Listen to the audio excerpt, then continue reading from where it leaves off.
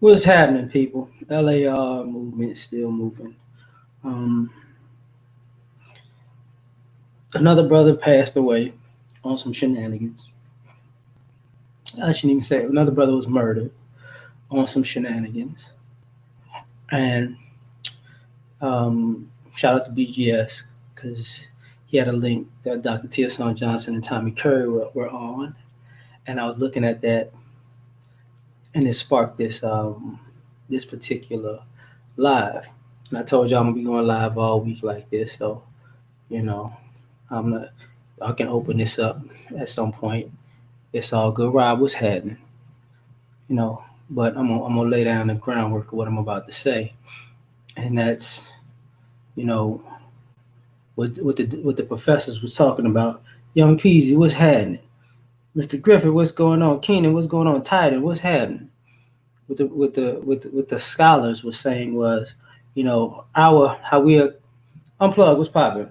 Our experience and people have their own narratives about us as black men, and everything is filtered through everybody else's narrative of us, and not our own narrative or our own context of ourselves. You know what? I'm gonna edit this. We need a black men need our own narrative. You know, context and narrative, because I find it appalling that there's always somebody putting their 2 cents in black men's uh, experiences that are not black men, and this becomes problematic. What's up, honey? You know, man, appreciate that, Rob. Dollar Washer, what's going on? Mr. Edmore, what's popping? You know, I feel you on that, honey. But it's not fearful. See, here's the thing. Going to this scenario. So in the last month, you've seen this brother get killed in Minneapolis. Uh, you've seen Arbery in Georgia. The dude in Indianapolis. Minneapolis is the brother died. The guy in Indianapolis, I can't really. He's on a high speed chase, so I can't really. You know what I'm saying? The thing that with the guy that was bird watching just a day or two ago. I'm missing a few things, but this escalation, of shenanigans. The sister that they kicked in the door and the boyfriend shot the police, and they killed her, and they tried to lock him up, but he got released recently. You know, so yeah, we are so low. Sam, what's happening? Iman, what's going on? So what I'm looking at is this. Say with these police brutality things, this police misconduct. Personally, it's just flat out murder, but they got a badge, so whatever. Um, you notice that in these scenarios, you never see a black cop on the scene. See, I think personally, that's why I say black men need our own context and narrative. If we're gonna get into if a police situation occurs and they call for backup, you notice how they're when you're a black man, you're not really getting any black officers when they call for backup. Have you ever noticed that? That it's white dudes, Asians, and Hispanics. No black people. This usually is how it's going down. Because all these brothers would not have been killed, would not have been shot, or not have been tased, you know what I'm saying, or not have been beat to death, or not have been had. And I was looking at another video of officers planting drugs on people. You wouldn't have drugs planted on you if, for the most part, if there was a black officer on the scene. See, I find that interesting. Ema, thanks, man. You know,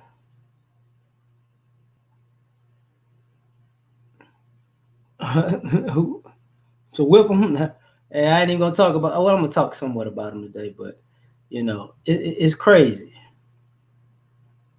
Yeah, thank you. The lady and her man, yeah, you know, the cop that was in that killed the dude in his apartment. You know what I'm saying? These type of scenarios. You know what? It was another one where a young man got killed because either somebody tried to break in to their house or something like that, and they assaulted the little sister. So the brother fought back, and the cop came and shot the brother. That type of stuff. Keith, what's happening? So when I say black men need our own context and narrative, it's because, and I thought about the thing with Charlemagne when he was talking on, I forget what Joy Reid, I believe. It wasn't Joy Reid. It was Al Sharpton, and I forgot the white lady. It was like MSNBC. And he was like, I don't have any faith in the justice system or the police because they get off too often. What's up, Pablo? You know what I'm saying? Oh yeah, that's Pablo. That's been a that's from the beginning of the time. I mean, we know that law enforcement is modeled after slave catchers. So that's how it was from day one. It's just in my opinion. But we need our own context and our own narrative, because a lot of this stuff is people who are not black men putting their illogical, irrational motives and intentions upon us, and everybody's in agreement with it. Yeah. I talked about that too, Apple. You know what I'm saying? I've been good, John. How you been? So this is the problem. We need our own context, our own narrative. Because like Dr. Tia Johnson was talking about this. Professor Kerr was talking about this, where people don't study. Like when people look at black men and talk about black men, they're talking about us from their perspective. And what's crazy about that is a lot of people spend their time projecting the most negative aspects of themselves on us as black men. And then they react to us as black men as if we're the living embodiment of their own insecurities and their own illogical context and narrative. Those black people, are you around these people? No. See, this idea that everybody gets to tell us how stereotypical we are is stupid to me. What's up, Gigi? Trent, what's going on? And even in the Negro manosphere, the black manosphere, you see people come along telling us what we should think and how we should respond, and and it's like no, like this whole political thing, even with Joe Biden, you're not black if you don't vote for. How stupid you got.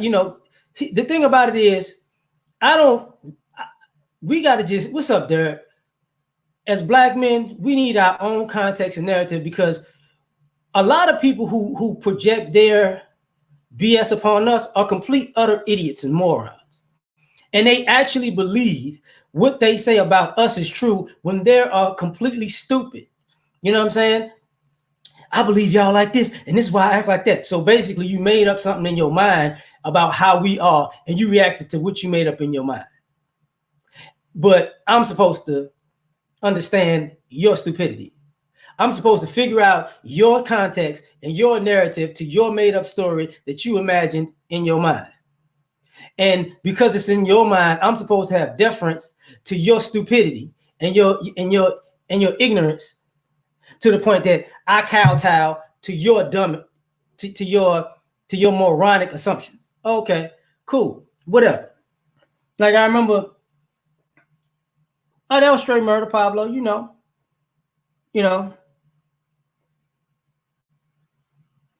So I get you. I see what you're saying, Rob. Like that's what I was saying. Let me ask you this: when all of these things go down and guys get killed to beat up like this, how often do you see black officers on the scene when this happens? Like, just how often does that happen? Because when I see this stuff going down, I rarely, see black officers in the mix with this stuff. You know what I'm saying? Yeah, I don't understand why people want to share their paranoia. Oh, no. I know Apple. I know they know exactly what they're doing. I'm saying their approach to it is completely stupid. You know what I'm saying? On TV. Wow. You know, that's wild. Wow.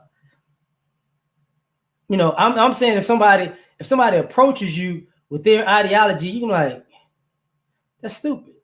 Like that's like somebody who raises horses telling you exactly how I'm gonna tell you how these bulls operate.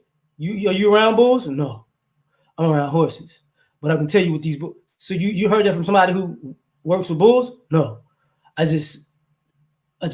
know I have this certain feelings. You know that part of it is completely idiotic. Like you don't know what you're talking about, and because you're talking about us, it's assumed that you can get away with not knowing what you're talking about. You know, oh man, yeah. That's what I'm talking about, Pablo.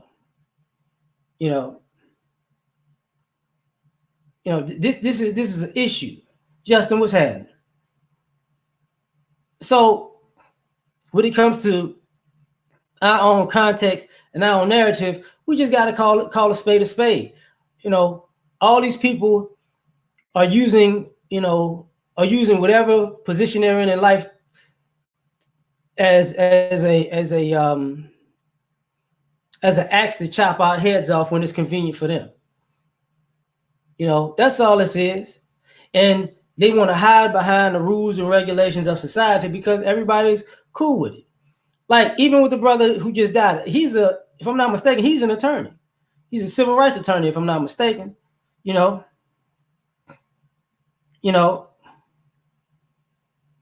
I can't take those anymore. Couldn't believe. Oh well, yeah. I don't know if he's from Third Ward, but I know he's an attorney, Candy. You know what I'm saying? Chris, what's going on? You see me at club, bruh. I ain't been to Club Onyx in about a decade or more. Like, probably more than a decade. I ain't going to no doggone strip club. You cold blooded for that, Chris. But this is where we at. You know, and the streets warm up. Man, that's crazy. Man, that's crazy. That is crazy. A white cop has an interaction cell phone. Yeah, I could get how the cell phone's gonna come out. Like personally, I mean, like since the cell phones keep coming out, you know, in my opinion, and I've told my coworkers this and my friends this, you know, the cell phones have helped things, but what's about to start happening in the near future is people just gonna start beating the brakes off of these guys, and they're gonna start trying to shoot, and then it's gonna be complete utter chaos. It's gonna be shootouts. There's gonna be shootouts. Because it's gonna come to a point where, you know, black men, we got our own. I don't like we don't like these interactions with the police. Not like this. And I've had my own run-ins with police officers. And for the most part, you know, it's always been either a white cop or a Hispanic cop that tried to pick a fight for no reason. Whether it was just a stop, whether it was a ticket, whether it was I'm suspicious of you. I told this story years ago. You know, when I went out years ago, it was winter night. I was leaving a nightclub, and what's up, Dizzy? I wound up leaving a nightclub, and it was cold outside, so I had to walk to my car, whatever, and the car maybe about 2-3 blocks away. So I got about a block in. I was like, man, forget this. I'm gonna just go ahead and jog to this car. I jog those 2 blocks.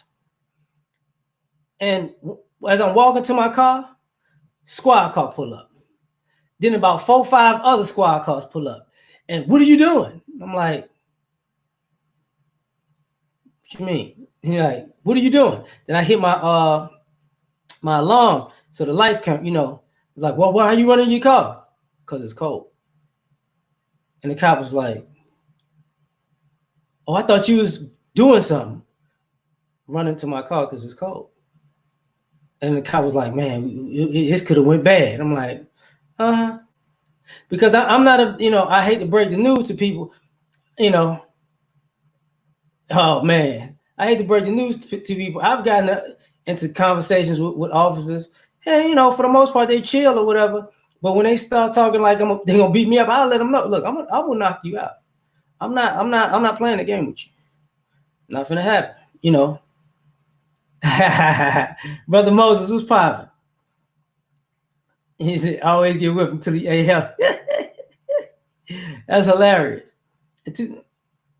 Brooklyn North was like that. Oh, wow. Yeah. I get it. I definitely get it, Rob. Like, it's like, yeah.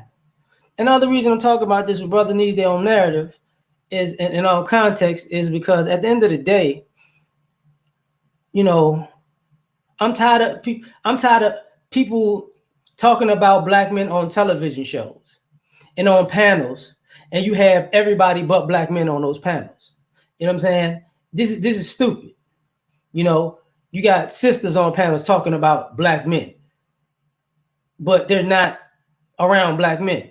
You got non-black men and women talking about black men. And then, you know, if you really want to throw some sauce on it, you get a gay black man to talk about black men as if he has the same ideology and situations as a heterosexual black man when he don't. And it keeps coming up that everybody wants to have a context for us and a narrative for us, but it's their own made up narrative that they know ain't real. You know what I'm saying? They know it is not back. And when people think about statistics and people's facts, you got to realize, you know, people do put people in situations to make things true. They put people in, what's up, Wayman? They put people in situations to make things true.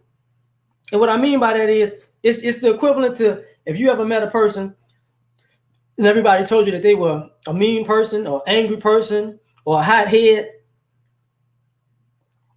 and if you meet them, now you start poking at them.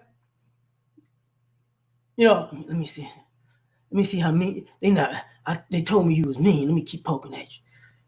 And then when they go off on you, and it's like, what the heck? They told me you was mean. Did nobody? So what are you? So they told you I was one way before I got here. So you decided to pick at me the minute I got here until you got an altercation with me. That's what you're saying? You know what I'm saying? It's stupid. You know, it's on purpose. It's on purpose. What's up, LaShawn? Yeah, it's like, you know, stereotypes don't help us all the way. He's spoken, I'm gonna knock that 5 man. Lowcast, man, what's popping? How you been? I see you on Instagram. Don't think I don't. Don't think I don't. You know, but thanks, fam. You know, I keep.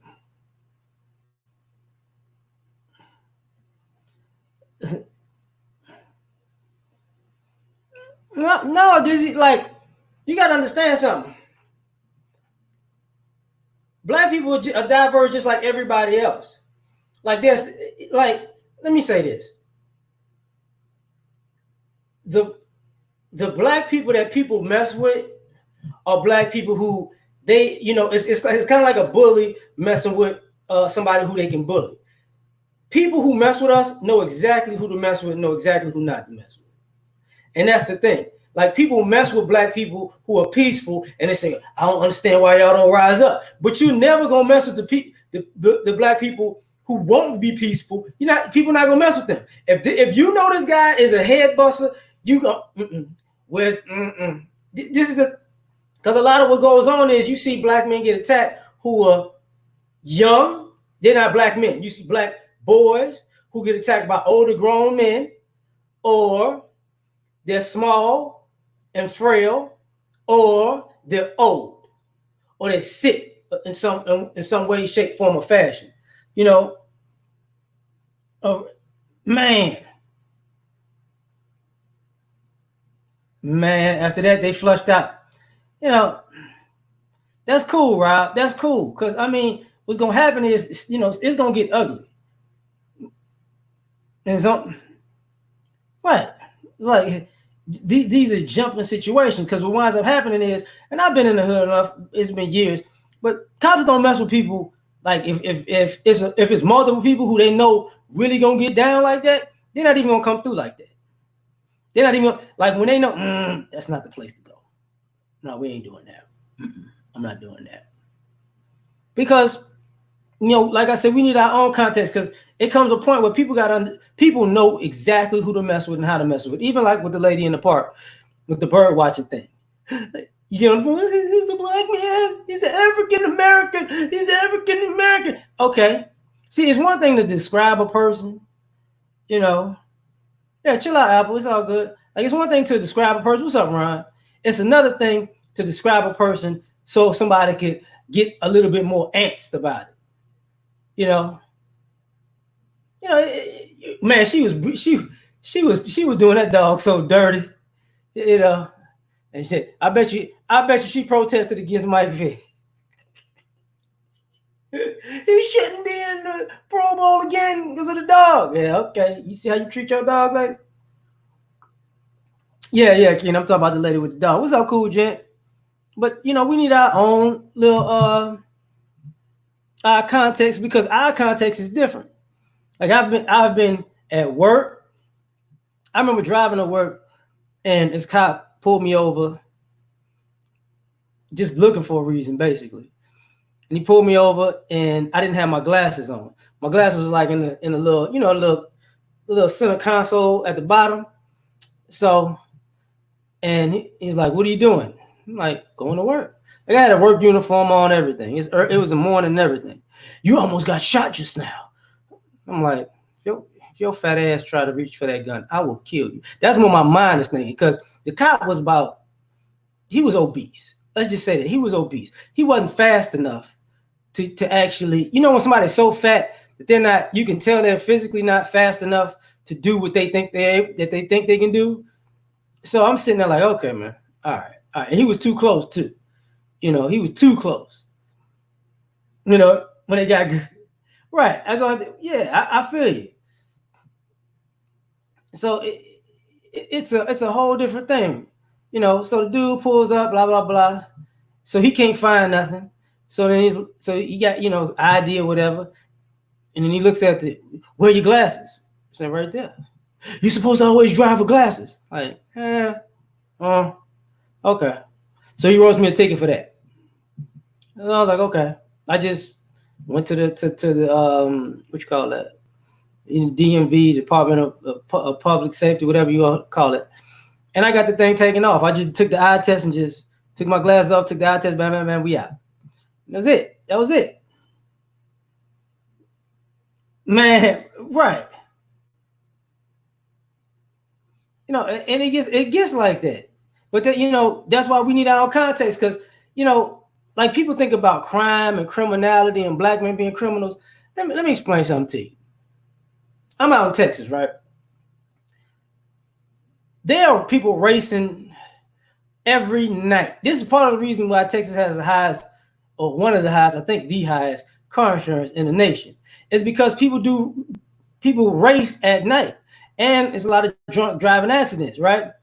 The cops know these guys who are racing, whether they're racing in cars, whether they're racing in bikes. But see, that's a predominantly white thing, racing and drunk driving and speeding. It's either a white thing or Asian thing or Hispanic thing. I say more of a Hispanic than an Asian thing now, because I don't, I see less of Asians even, but they're not putting themselves out there like that. But guys are public with that thing. And it's like the cops don't ever break that up. It's rare. Like, they know what's going down. They don't, you just have good old, just guys having fun. Okay, say what you want. But see, they have a different context and a different narrative. If they're doing criminal activity, it's just they're blowing off steam and they're having fun. So they say.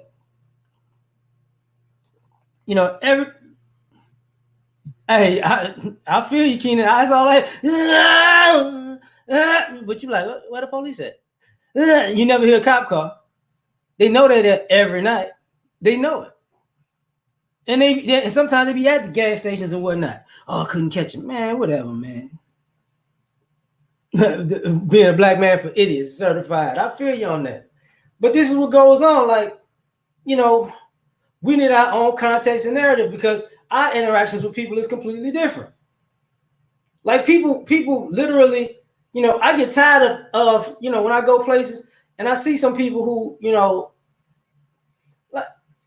Like, you go places and people just, you're like, what's your problem? Like, wait, you was just looking at me like you wanted to fight, so what's the problem? Don't hurt me. You had intentions to hurt me, didn't you? And now that you realize, oh, it might not go down like that, then it's like, he's a mass murderer. I'm like, come on, dog, chill out, just chill out. You know what I'm saying? Yeah, Mike, what's happening, man?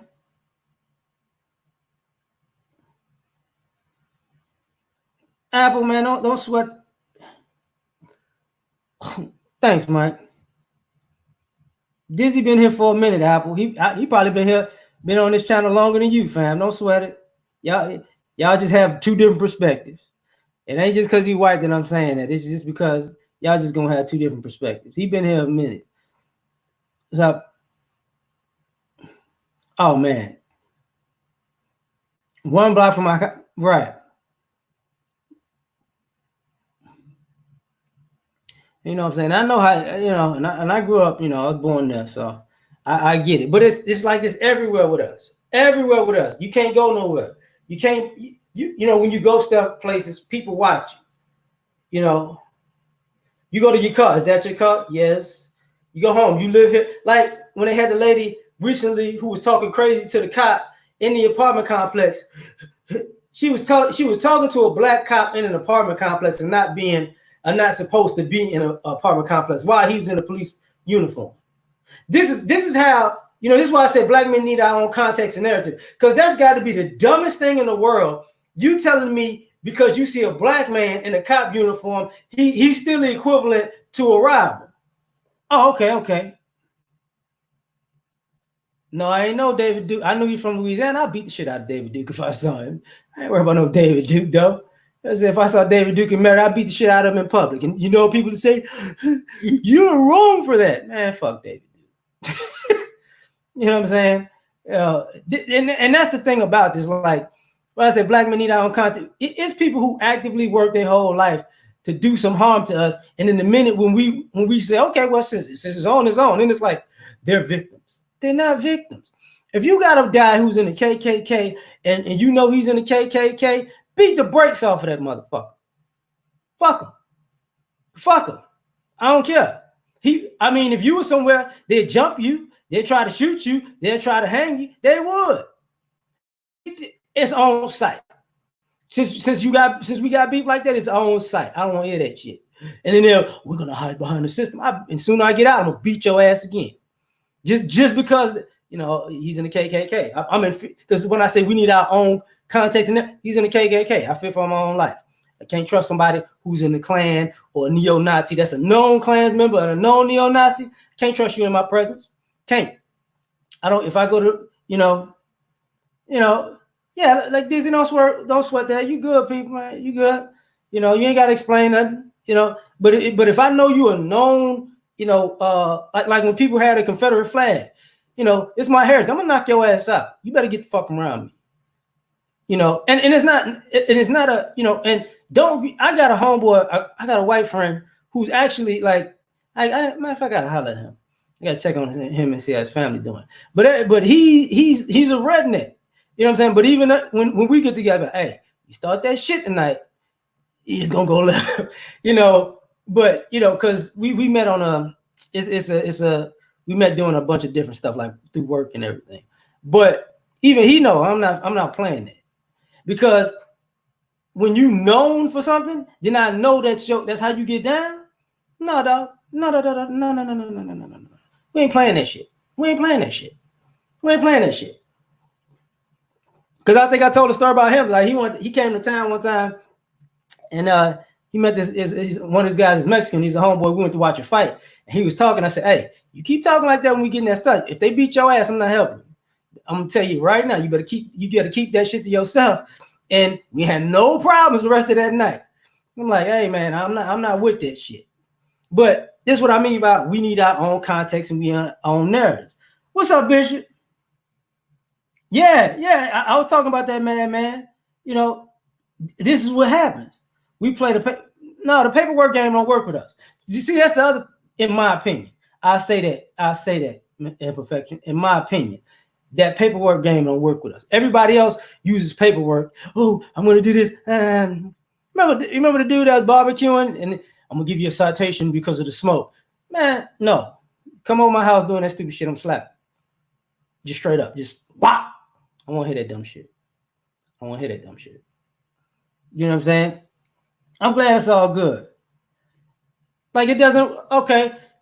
Okay, if you want me to explain, tell me how often putting paperwork on somebody actually gets them off of you. Like how many times you gonna get restitution, or you gonna get somebody to switch this and switch that? You're not. You're not, because the same people you file in the paperwork with are they friends and family sometimes. Co-workers, friends, family. So when you put paperwork on people, it doesn't work for us the same way it works for everybody else. That's just in my opinion. Like, when I think black women could put in paperwork and it worked for them. Brothers, no, it don't work like that. It don't work like that. It's like, let that brother do this. Because all somebody's gonna say is the code word, he's black. That's it. He's black. Once somebody goes, he's black, I'm not really gonna do this job all the way no more. It's done, Johnson. We don't need anything.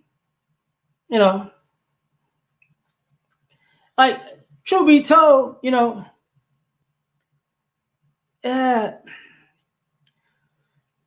how can I say this? When I'm talking about because third world talking about like a race war, this is what other people want. Here's the crazy part about this. Other people want a race war with us, but they don't even want to fight us in public. This is what I mean by we need our own context and narrative. Because I've seen white guys say that y'all ain't ready for a race war, and I'm like, dude, if I see you in public, you ain't ready for a fight. So let me get this right. Everything you doing and people like you are doing is to start a race war. But if you see me in public, you're not even ready to fight me. You willing to do some backdoor type of stuff. Ain't that about a blip? You know what I'm saying? Oh, I'm gonna call the cops on. I picked the fight, but I'm gonna call the cops. It's like, come on, man. It don't make no sense. It doesn't make sense to me.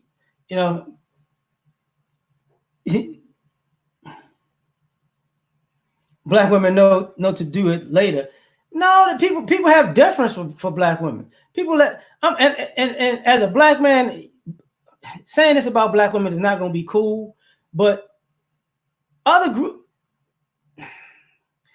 people believe that black women are on everybody else's side but black men. So they have deference to black women because the same black women who say that I got my man back is the same black women that use that same paperwork and same legalities and same loopholes to stab a black man in the back.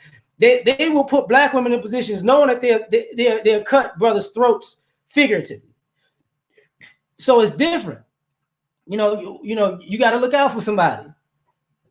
That just it is what it is. He said, child support is race war.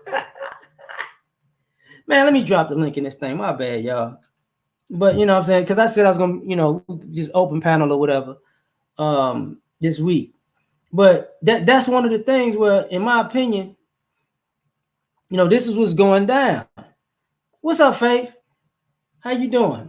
But we need our own context and our own narrative. Because everybody likes to talk for us. And like the brother that died in Minneapolis. The brother that died in Minneapolis, the brother that died in Georgia, you know what I'm saying? The other brothers that have been assaulted. What's up, Miranda?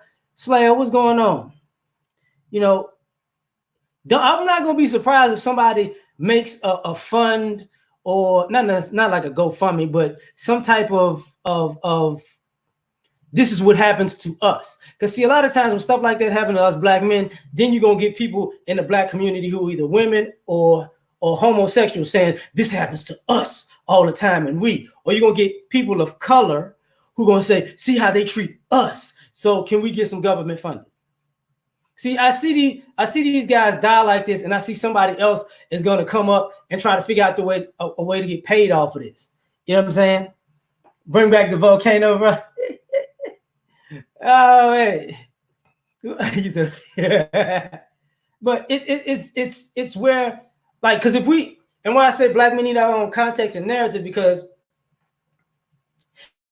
if we do this stuff, hold up, Gigi, just give me 1 second. I'm gonna switch this mic and I'm gonna put you on. Just hold on, cause I gotta. Okay. Hello. Can you hear me? Yeah, I can hear you, Gigi. What's up? I'm doing well. I didn't do no makeup, so I'm not camera ready because it's Don't hot sweat out it. here in Look, Cali. look. Hold up. I'll make it. I'm make it fair. I'll make it fair. There we go. All right. Poke dog, what's Yeah. up? Okay. Because I was gonna be like, while we talk, I can do a little something. No. I agree with you with all the paperwork just pisses people off. I'm gonna tell you this much, and somebody's just gonna sit on it, sit on it, sit on it. Things don't get done unless you speak up. But at the same time, I know you were speaking about, black men. Yes, I do believe that. I believe that. And then we have black women who are behind black men. But the thing is, we get so ridiculed for being women and think we have an advantage when they don't even know half of the crap the women go through. Also, y'all don't want to hear it. We don't want to hear it. You see what I'm Well, saying? that's why, like, when I say we need our own context and narrative, is because, you know our women have a are like riding the fence, Mm-hmm. and it's a lot going on just in general with the men that, like, how can I, like, using this as an example. Okay.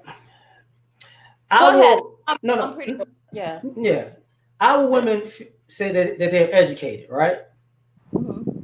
But those very same women make sure their daughters get educated, but they don't make sure their sons get educated. Hmm. Mm-hmm. So that's a problem for us. Mm-hmm. Black men, I know numerous black men who've gotten positions on jobs, and they make sure that the women get hired. I know Yeah. women who get on jobs and make sure that the men don't get hired. Can I say one thing Yeah. about that? It's because from a mother's point of view and having a daughter, and I know my father has my father being his daughter, he made sure we got the education so we don't rely on no man to leave us with nothing. You understand? Because it's a hard world for a man, but a man can use his hands. A woman has to learn to use her mind. You guys already are logical. Well, that's what I mean by, in a sense, double, like, on the fence, Mm-hmm. because, and that's why I'm saying what I'm saying. One of the reasons is because, what does that have to do with the guy your age? That's the thing. It doesn't have to do with anybody my age, because I'm older. But somebody Faye, don't you younger, start. Don't say, you start. hey, say, What's up, y'all? I didn't know my camera was on. Hold on a second. Let me turn my camera off, y'all.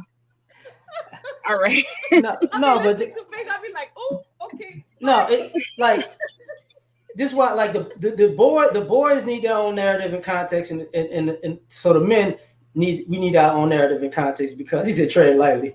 Red, you could. Uh, but the thing about it is, if I reverse this, it sounds idiotic and it sounds cynical. If I'm a father and I have a son and a daughter, and I tell my son, you do this so you ain't got to worry about women, and then I tell the daughter the complete opposite, it's gonna sound very cynical. Is yeah, very Mel, yep. Because then you're just preparing her to be a housewife. No, it's not. No, because But I'm saying, but I see what you're saying, because what we're doing is we're doing the reverse roles of preparing a man just to be house husbands, basically. well, I don't even think they're preparing these guys. Like, it In was, a way, I don't have a son, so I can't really speak on that. But I wouldn't want him. Yeah, I wouldn't want him go playing. ahead. My bad, Faith. You Playing. got it. Because I'm about to Faith, say some oh, things. It's Faith gonna about be to go cold. off. No, Faith.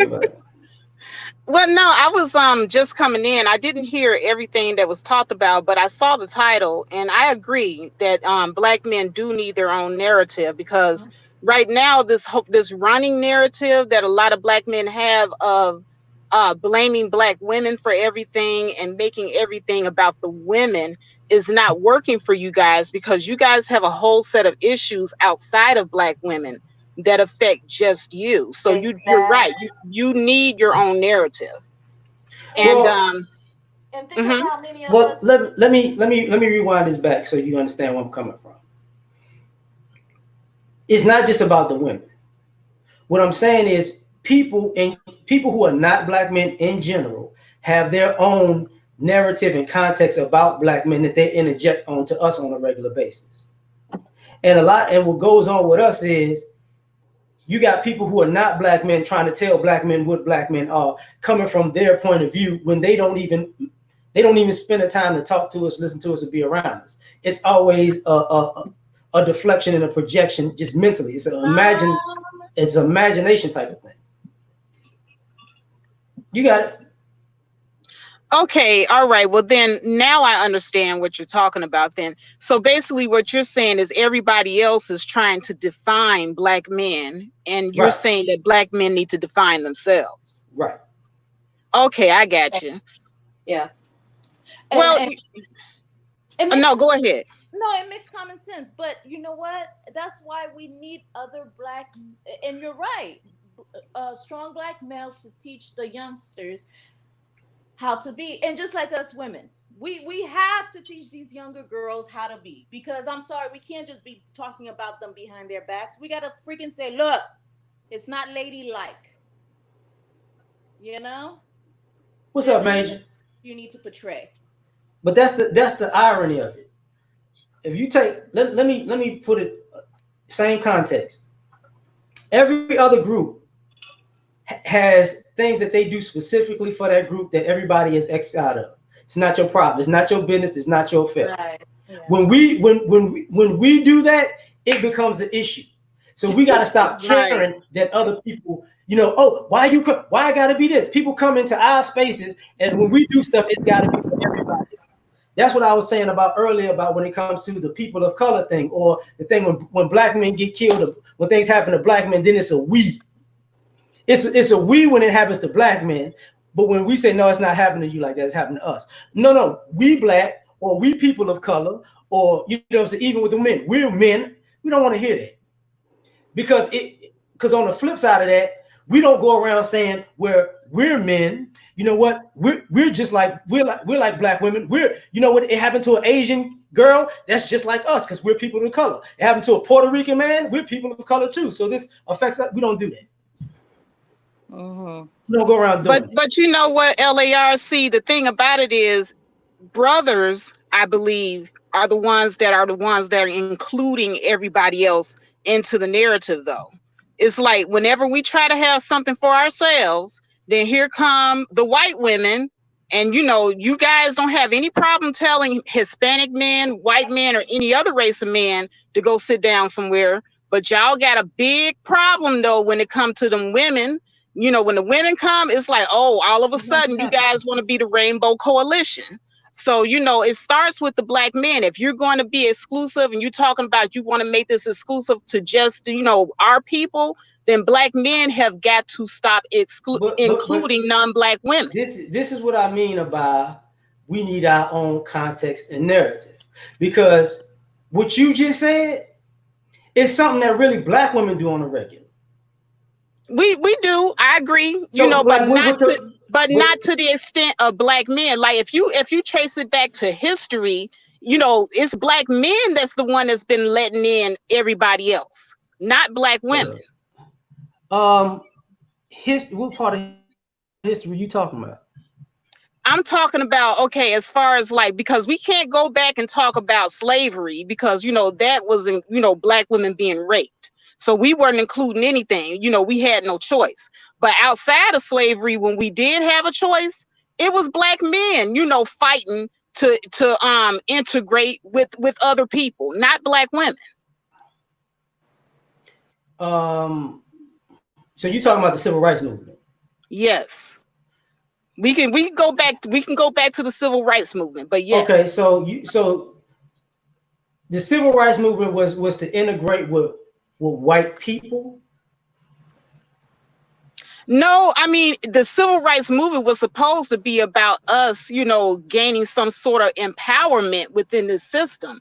And it became an integration thing. I don't know how it became an integration thing, but that's what it turned into Okay, when black no, men started getting sexual access to non-black women. okay, And that's wait, when wait, you all begin to wait. lose your minds. This is what I mean by the narratives and the context. When you look at black men from the 40s, 50s, 60s, the 70s, were black men was it really our mainstay to get white women? That was our main objective. Because what it's coming, what it makes us look like, so we're basically bigger, longer of the civil rights movement and the Harriet Tubman movement.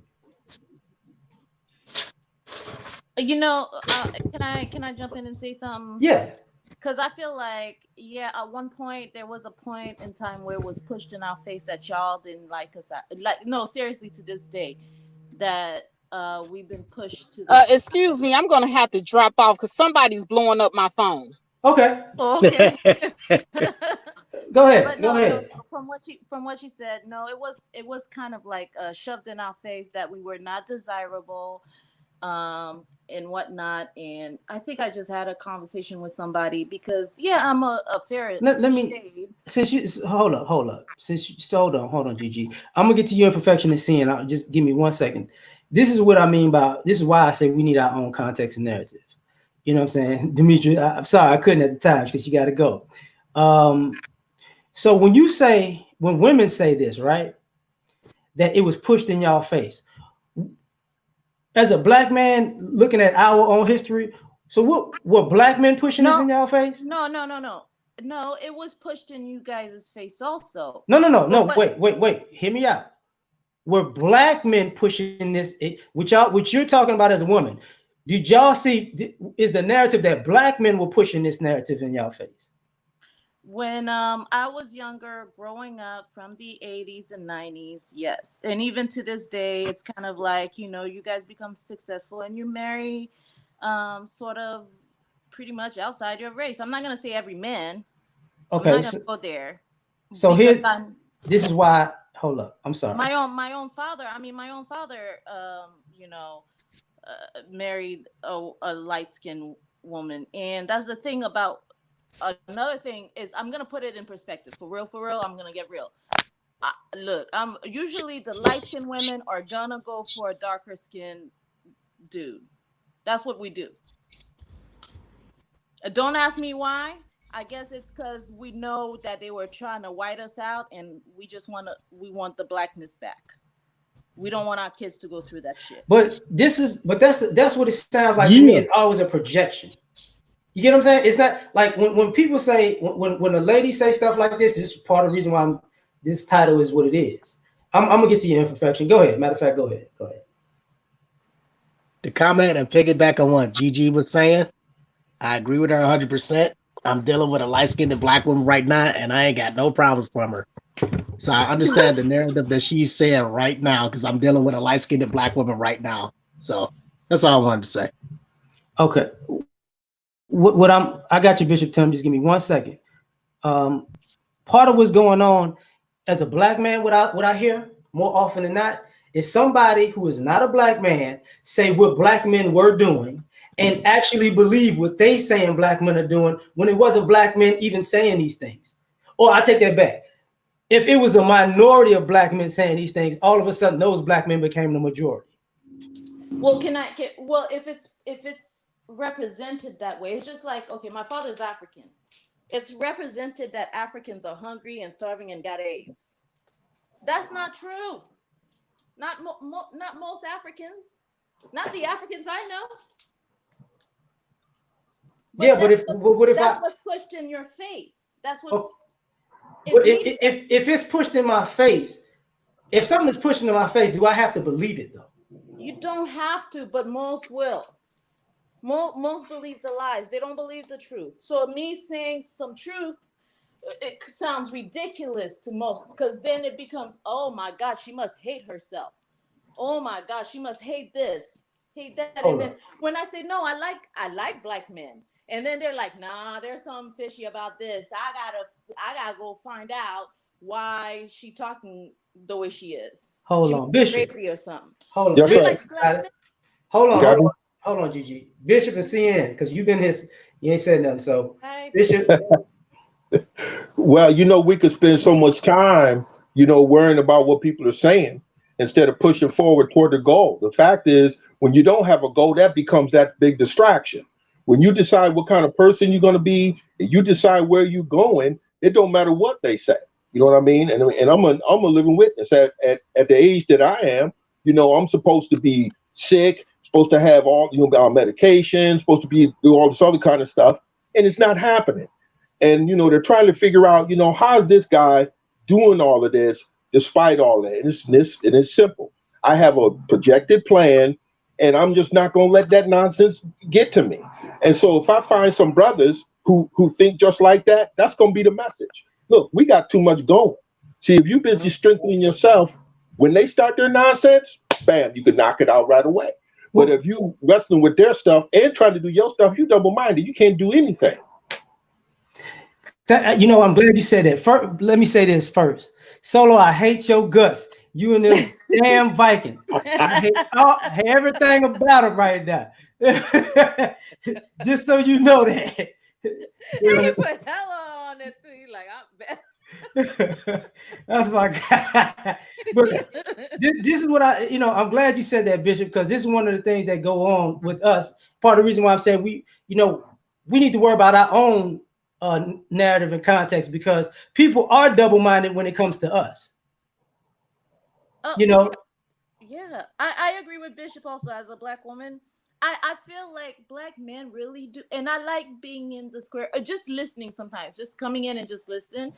I like great black men mind. They don't give you the credits you deserve. And that's the thing. That's the thing. It's other people can see it and some of us can't. So it does make me furious. So I do believe, yes, a black man should have their own space and whatnot, but don't exclude the black woman altogether, because we are your backbone. We will tell you when you're fucking up. I'm sorry, excuse my well, language. let me get to this. CN, It is CN, what what it you got? is. Hold up. Well, it was something I heard from Miss Gigi, and this is something that I've noticed all too common in Facebook groups, YouTube, and even in real life, just running with some of the different groups I have. Now, Miss Gigi, you said that you've heard some guys, some is being pushed, brothers aren't interested in y'all. What? I'm sorry. I was asking, you said you heard that brothers ain't too interested in y'all. Well, I'm not gonna say not me. No, not necessarily me. Okay. But no, no, no, no. There is a group of men that just feel the need to downgrade black women, and it's usually black men downgrading black women, which lets other races come through to do us wrong. You Okay, understand now, what I'm saying? yeah, I Yeah. get that. It's Like, if you don't couple, like me, don't like me, but don't go disrespecting me so others can. okay, and now what I was about to get at is, like I said, part of the whole different groups thing. Now, I've seen plenty of dusty motherfuckers that get did what they think is wrong by sisters, and then they turn around. I witnessed that like a couple months ago. This hang on, L.A.R. Do I have to censor myself on this one or no? You need to watch what the fuck you say, because I don't cuss on this damn chat. I'm not just playing. So it's this nigga that's like 2 years. I'm 26. He's 28. That's mama's boy type nigga. Convicted felon, all that other bullshit. He had a girl that was taking care of him, and I'm not gonna go too much into the details of how she was taking care of him and her 4 children, and even going out of the way to take care of his family. And then this nigga turns around and says, "I'm gonna get me a white girl." Mm-hmm. I've seen sisters that do brothers wrong. Matter of fact, I've been a brother that got dead wrong. L.A.R. Every brother in here, I think, got at least one story. Yes, Yeah. sir. Yeah, see, the sister that didn't really appreciate it. Man, if you don't act like the thug and all that other bullshit they see on TV. They assume you ain't got it in you, then they keep trying you. And then when they do see you do got it in you, and you about to let it out on them and they people, all of a sudden they want to start crying foul. Mm-hmm. See, Um, and even then, like the guys that are dating out, if you just get around them and listen to them long enough, you'll hear them admit it. They don't even really want to be with the other races of females like that. They would have preferred being with the sisters, but a lot of us, Got the hurt. sisters don't want us. No matter what, no matter how hard we try, no matter what, we can't do shit right, can't say shit right. Somebody wants to cause a problem, and it's not the guy, to my experience. And like we see the Lord get the shit bags get, but then when they come to us, they want us to clean up the mess that the shit bag made.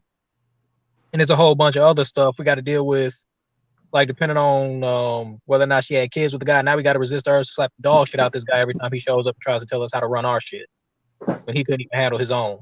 Can I say one thing? Hold on, because let me run this back a little bit.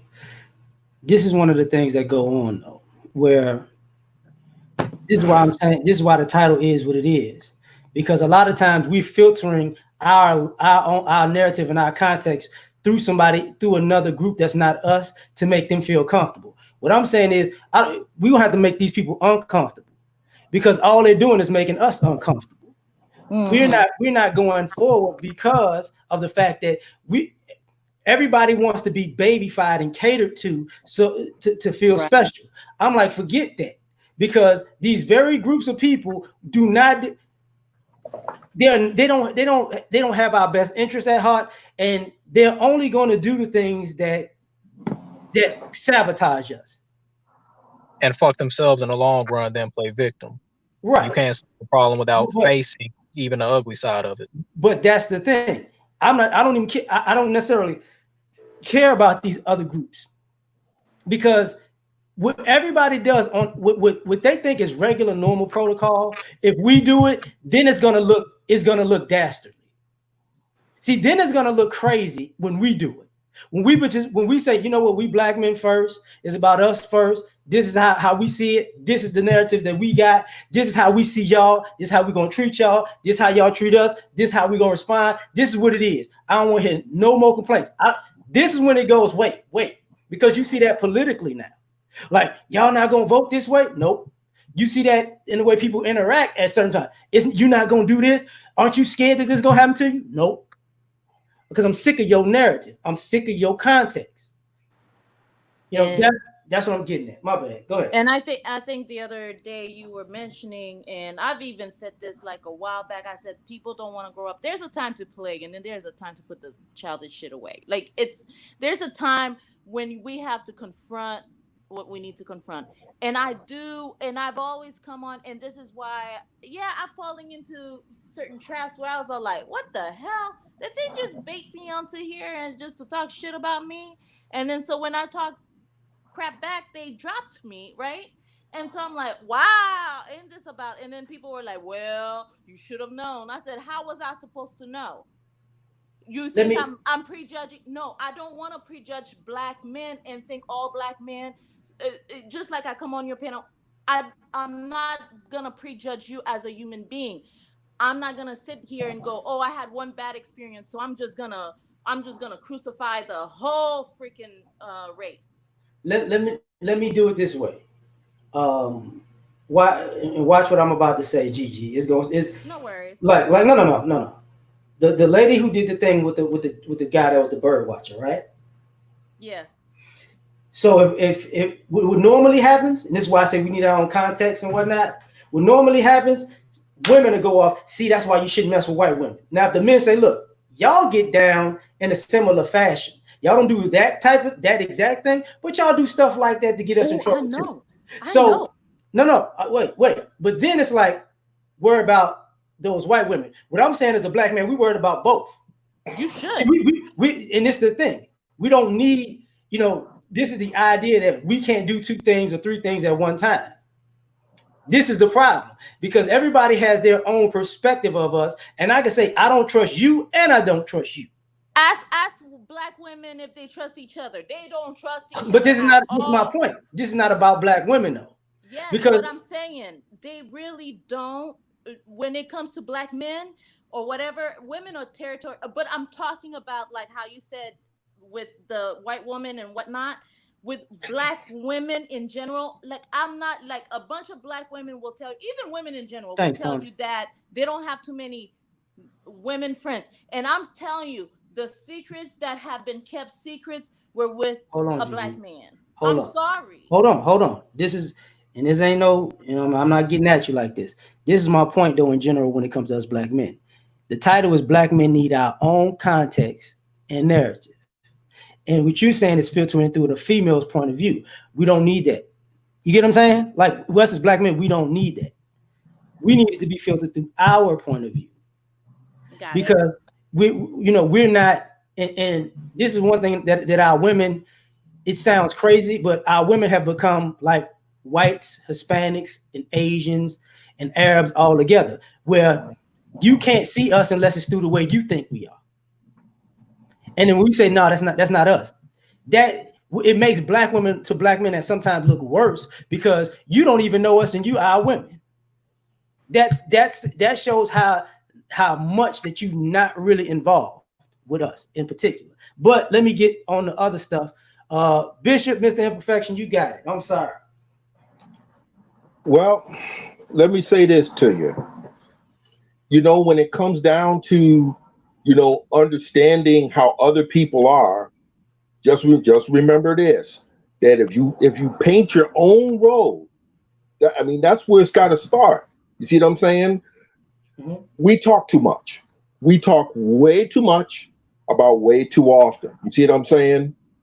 Look at all these people that's going to college now who would like to go to Harvard and Yale, but why they not going?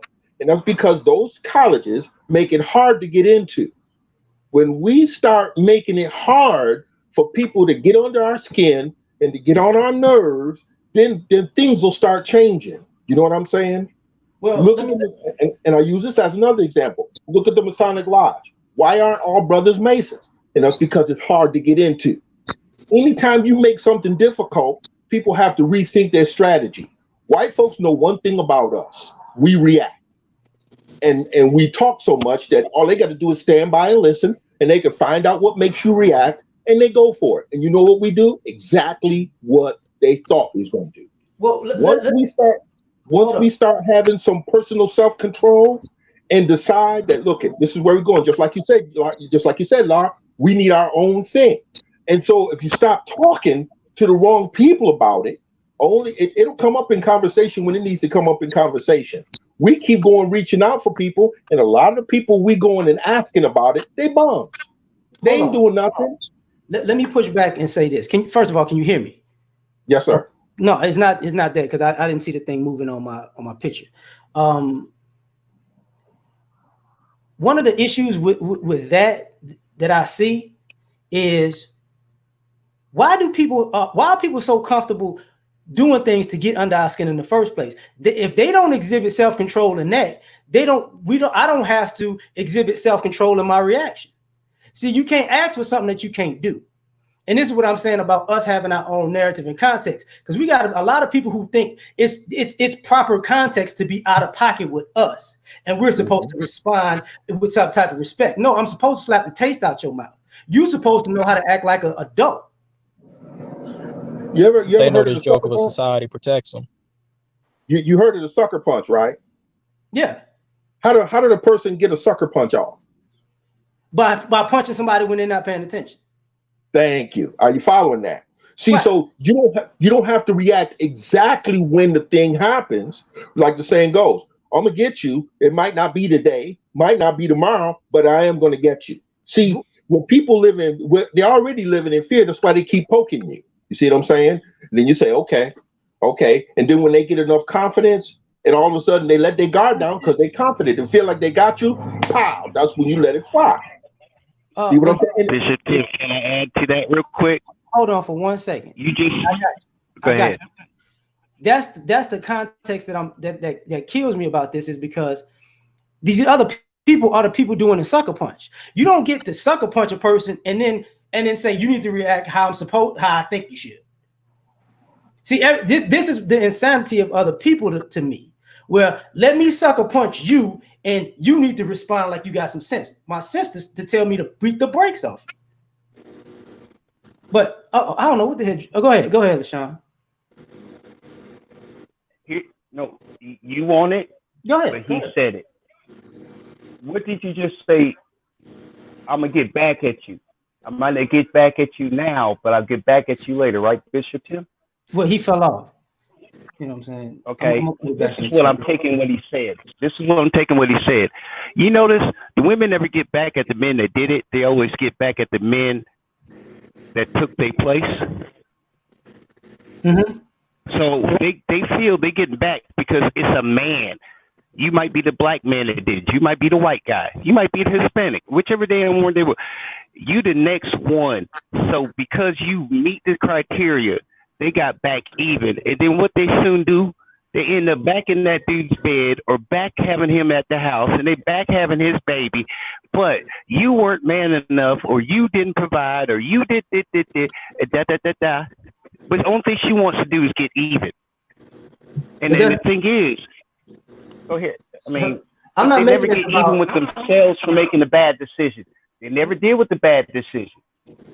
They always got to get back at everybody else they make a bad decision with. But they never do because, yes, sir, it is. That like, because I ain't even bringing up. Like everybody gonna get it this time. I got you, brother Tim. I see you there. Right. I got you. My thing is, it seems like as a black man, when it comes to us, people have no problem acting like they don't have any sense. And since they don't have any sense, now they want to be double-minded with us. I can act like I don't have sense, but you're supposed to act like you don't have sense. You're supposed to have more common sense than me because you know how this can end for you. What I'm saying is we need our own context and our own narrative because it's like, okay, obviously I understand you're out of your mind. So I'm gonna treat you like out of your mind now. Yes, sir. My one question is, why is the one person who's the most deadliest, the biggest threat, got to be the most responsible in the situation? Well, that's the thing. If you're the biggest and strongest and as a threat, and I'm using that size as a thing, most big people aren't bullies. There you go. Most of them are not. Now, who are the bullies? And I can't even say bullies, are the people who are insecure about somebody that they think can be a bully. Exactly. That's the mindset that I have an issue with, because just because you see somebody big or bigger than you or stronger than you, or you're intimidated by them, that gives you no right to go and attack them for no reason. Because if they hit you back, now you're gonna say you too big to be doing that. No, you're stupid. You're the dumb one because they didn't go out looking for you to mess with them. You went out to mess with that person.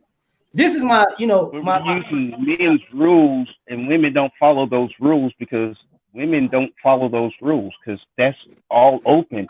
Everything is possible with a woman. I'll talk crap about your mama. I'll put dirt out about your sister. Women don't play by those rules. But I'm not talking about women, LaShawn. I'm talking about everybody who's not a black man. Period. Everybody plays by that same rule who's not a black man. Let me go on an attack to you and then act like, you know what, I didn't know that. I thought you was possibly going to do something in my mind, so my bad. That's a problem. That rolls back to the title. Black men need to have our own, because you know what, we have everybody else speaking for black men. That's Biden just spoke with black men just now. I mean, we have everybody speaking for us, but you'll never have a 4-person panel. All men give you the truth. All right, I'm gonna go. Okay, all right, Gigi.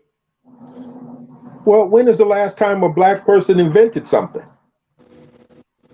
Recently, I don't mean to cut in and interject. There was a man by the name of Moses in the state of Michigan. He created water out of thin air, and the white folks are trying to steal his invention to this day. Look him up, Moses. just Wait. like the Okay. man. Wait. Yep. Okay, He uses the moisture in the air to condense it and make water for everybody. It's cleaned up what's in Flint. And they didn't even need to use the pipes. They just used the moisture in the air and condensed it. That was I- a That nigga brilliant better ass. capitalize on that shit. Oh, wait. That's what I was about to ask. When is the last time that a black man invented something that somebody else couldn't steal in this country? That's what I'm talking about. See? That's what I'm talking about. That's an impossibility. Because hell, they even steal it from the white man. So I mean, No, that's they an don't steal impossibility. it. They don't steal it without some type of payment. That's what I'm, and without some kind of opening for it to Actually, happen. they'll force your company to go bankrupt, and then they'll buy all the rights to it. They won't support you. They'll do everything to destroy you, and then buy the rights to it. They actually tried to do that That's how against they do it. Invention already. But that's Well, what I mean about our own narrative. Because if you know this coming into it, you know what's gonna happen. you ever notice how the old school of the mob, how they used to handle people who did stuff like that? You know what I'm saying? It was like if they counted you as one of their own, okay? If there was the slightest thought that you was cutting somebody down, oh, you was done. But You were finished. And so, like I say, I'm not advocating killing people, but appreciate this is that we know that there are some people that's not trustworthy. Okay, a lot of times we'll invent something and we'll go and try to tell everybody, "Oh, look, this is what I've done." Don't be a glory hole. Take it and find its purpose, and let the lady, maybe the lady next door, hey, mama, try this. You know, this is some fresh water. Like Lar, you're into athletics, right? Rather give you a couple of bottles of this water. Hey, when you exercise, man, check this out. See, keep it in the family. See, like I say, we talk too much. Every time we do something good, we want the whole world to know about it. And it's okay if that's what's going on. But then for the sake of us as black men having a narrative, you're gonna have to shut your mouth. Put that stuff on paper and tell who you can trust. And then it'll go quietly, and before they can steal it, the thing is big and you done built the doggone plan. Here's the because I'm gonna look at it in a different way when you say that. You got to get it, definitely you got to get it on paper. You got to get it a patent, right? Copywritten. Right. Patented and copywritten. Mm-hmm. But if after you do that, the telling everybody is what normal business people do. It's called advertising and marketing. Mm-hmm. So if we can't advertise and market because we're prone to get our stuff stolen, that says a lot also. Because what's normal for everybody else, that's how they make money. They tell people about their product. They tell people, yo, I got this. They tell people I got that. The issue is, with us, all of a sudden we have an inferior product until somebody else steals it. And that's what I mean by how people view us.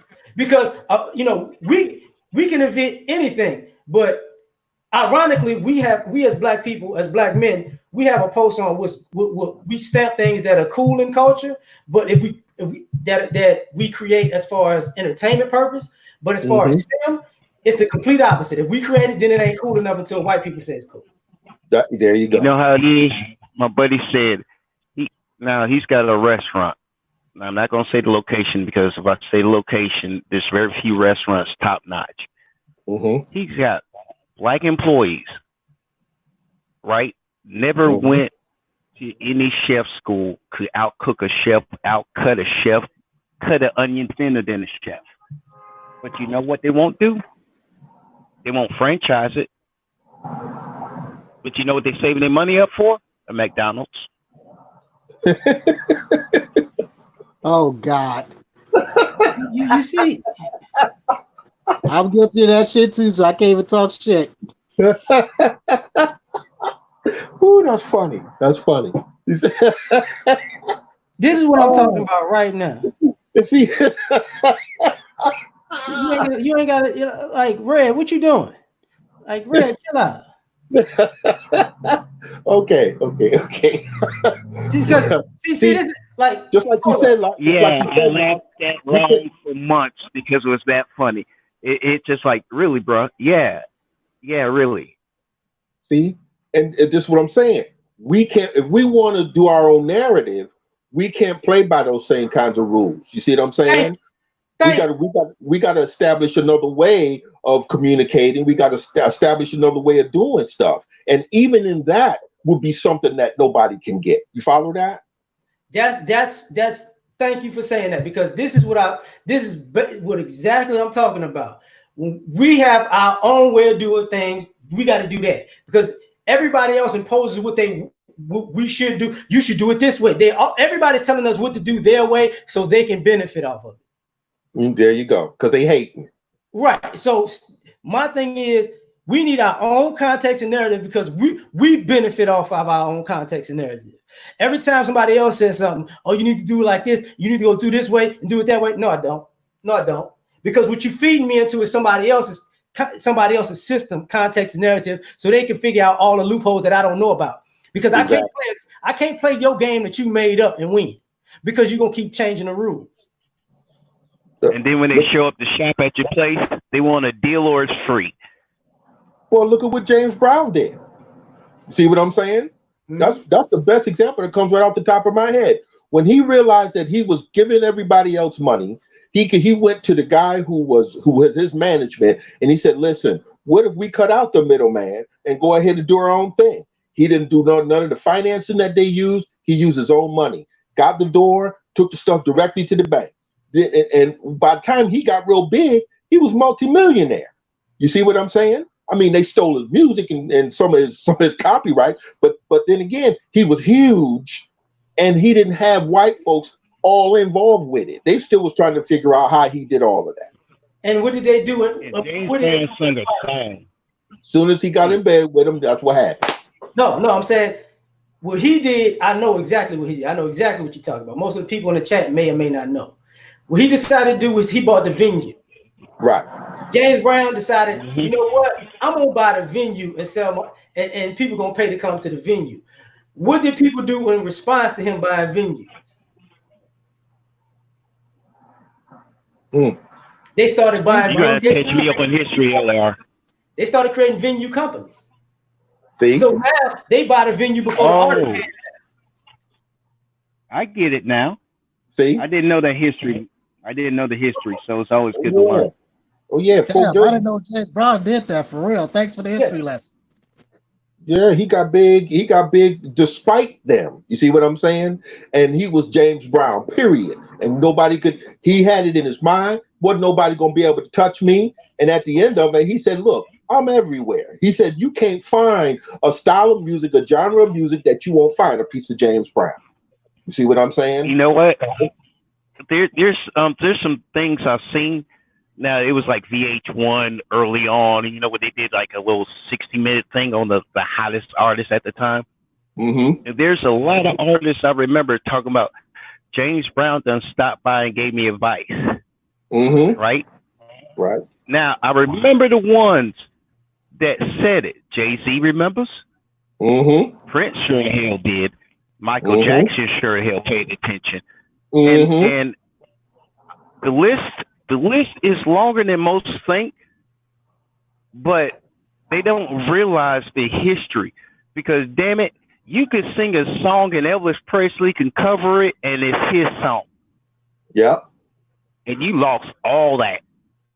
Until you get your own label, until you start doing them in your own studio, and you start following your own paths of marketing so that they can't get it. What did Little Richard do? He had to sing his stuff so nobody could sing it.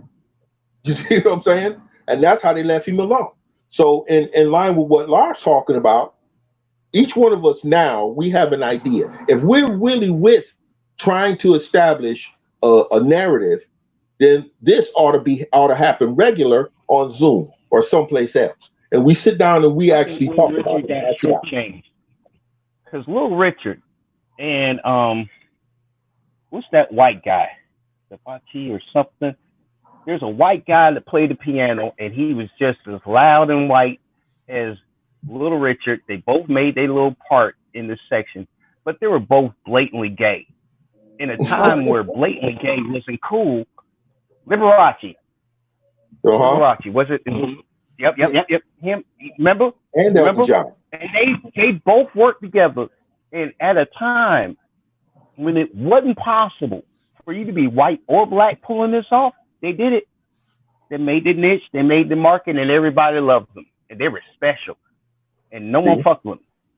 And see, we got to believe is that, go ahead with it. You got it. I was just noticing the point, and I just remembered a moment when y'all brought up something. I said, yeah, Little Richard. I'm gonna tell you, like the killer part about this is, and I'm glad, like using music as a reference. Who's really got the blueprint, in my opinion, is Master P. There you go. I'll tell you why. Because what he's selling now is food. So, and rappers are selling food, and people like them damn chips. I haven't tried the noodles yet, but people have been talking about them chips like crazy. Like them chips is really good. Now the irony of that is this: who invented potato chips? Black folks. Right. So he invented potato chips at a time. His name was George Crumb. He invented potato chips at a time that he couldn't benefit off of what he created. Now, if you think about it, Lay's, Tostito, all them people owe that man money, owe his family money. But in America, you ain't got to pay that. Okay. You know it's bad. Lay's does a contest like almost every 1 or 2 years. Talking about name your flavor. I wonder how many of them flavors they done named and made up that was black folk doing it. None of them. And not get a dime from it. They just get to see the bag on the shelves. Salt and vinegar. Who ate the potato chips like that? That's part of the, like, you know what I'm saying? Because what we have to accept that's gonna suck in a negative way. The reason America is rich because let me take slavery out of it. One of the biggest reasons why America was rich in the modern times is because they stole a lot of black men's creations, and they created whole businesses and industries off of something that they were able to steal because everybody was in on the fix. Yep. Now on the flip side, the labor for free, or got the labor for free, and it was the backs being broken, and we dug the hole. Forget the labor. You know, think about it like this is what I'm saying. The brother who invented the desk, he still don't get no money. The one that invented the pencil sharpener still don't get no money. The one that invented the chalkboard still don't get no money. The brother that invented the automatic transmission still don't get no money. GPS. That was invented by. They still had to go to labor to pay for food, cell phone, clothing, housing. They were still labor. They didn't get no credit, but you know what? You're still labor and go to work. I got you. Imperfection. Hold up. This is where, and now we're looking at America is broke, beyond broke, in the red, way in the red. So now what can America do? Because I think at this particular point, it's a perfect opportunity for black men in particular to carve out our own lane in America because we were held out of so many things that we even started. Now this country too broke to fight us. Yeah, see, it's going to continue to fight us. It does, but it owes everybody else so much that you can't keep your eye on us all day long. On you. And as long as we're quiet, they got another problem. What them niggas doing? And you notice what they're gonna do? What they doing? But we don't see no. Wow, wait a minute, hold on. Where'd that plant come from? See, things gotta happen by surprise with them. You see what I'm saying? And if we have to cut our numbers down to 10 or 20, you don't need 1,000. All you need is a select group of brothers who is willing to keep it under wraps and do the hard work and do whatever need to be done, and we can make it happen. Mr. Imperfection, my bad. Imperfection, you got it. Yeah, I didn't realize that was actually created by a black man. I thought that was created by a white guy.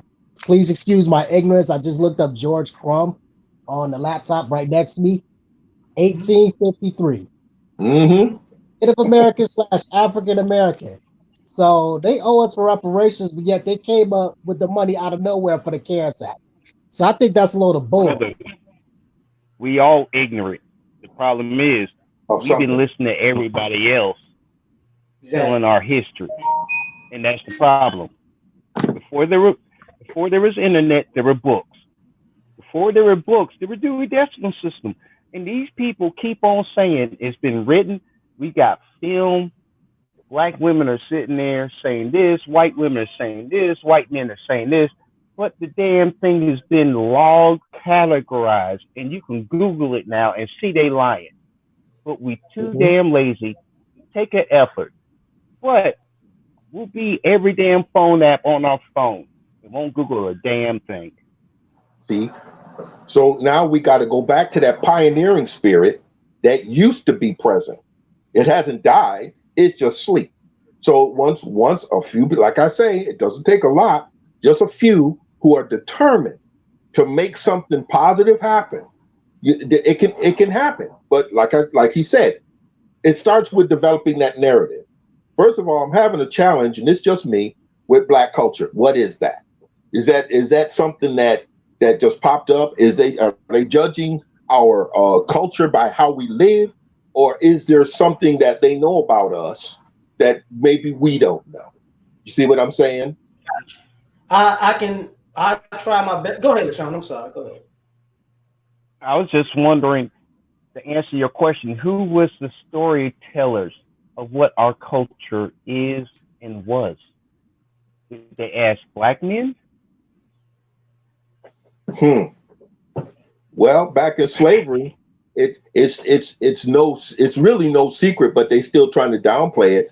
The reason why the Black church did what it was able to do is because on the outside, until when they let that the white preacher, they at first they had to have a white preacher to make sure that you was preaching what they wanted you to preach. But once he left the building, it was all about what we were doing. It was all about what happened in Africa. It was all about storytelling about Man, about the histories. You see but what I'm you gotta saying? realize the black church only had 3 chapters of the Bible, and not too many black folk, by the time they let us have a black church, remembered Africa and kept the history that was passed down. We all got roots where Kuta Kite put the kid up to the damn moon, but it Yes, wasn't sir. that many damn black folks putting their kid up to the moon carrying on the traditions. After the first wave was here, because then they just bred us here. We didn't have no connection to Africa, and they stopped slave shipping us over, so that's why they start breeding us like rabbits. Well, let me back up and say about our culture. What is Black culture? With men, they try to make culture teenage to 25. Yep. That's our culture. Like other people tell us what Black culture is, and it don't go over. Let me use it this way. It ain't gonna go over 30 years old. That's right. Absolutely. So this is why it's funny to me, because when people talk about how black, when they talk, oh, these black men, when they say black men, they could mean somebody 12 or they could mean somebody 30. It's just depending on the day you talking to. Exactly. You know what? I just realized, L.A.R. Damn, I'm 45. I'm a black man, but a woman my age is still relevant. But when I speak, hell, I should have been dead at 25, I guess. No, I mean, but that's how people view. That's why I said, when people get too comfortable, and I've noticed this for a long time. When I hit a certain age, I say when I hit a certain age, and more importantly, when I hit a certain class, all of a sudden the culture of black men changed, because black men who are in the middle class and up are completely and purposely invisible to other people because they don't fit the narrative of what black men are in culture. So when you see a guy, and most of us are blue collar working men, when you see a brother working on a garbage truck, or you see a brother who works on an oil rig, oh, he don't count. You see a brother who's a welder, he don't count. You see a brother in HVAC, he don't count. You know what I'm saying? You see a brother in logistics, he don't count. You know, when you see a brother on a car dealership, he don't count. A mechanic doesn't count. When I say car dealership, the person selling the cars and the person who's actually a mechanic are still brothers, but they don't count when they look. Oh, you different than the rest. No, you're not. People just saying it. No, and I get that because we get okay. So basically, the truth is, which I totally agree with it, L.A.R.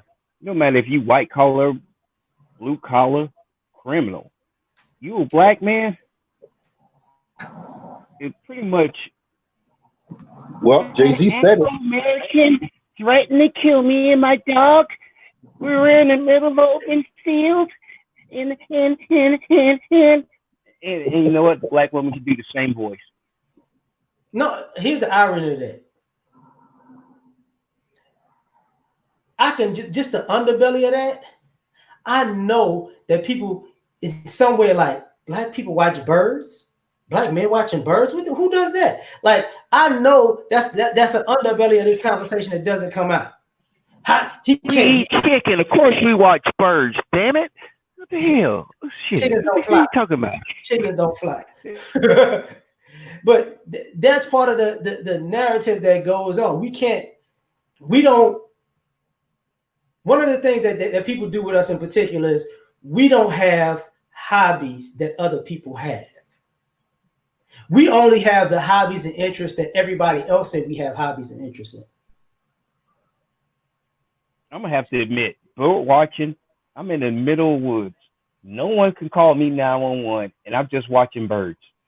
That's the safest activity a black man can ever pick and see something beautiful.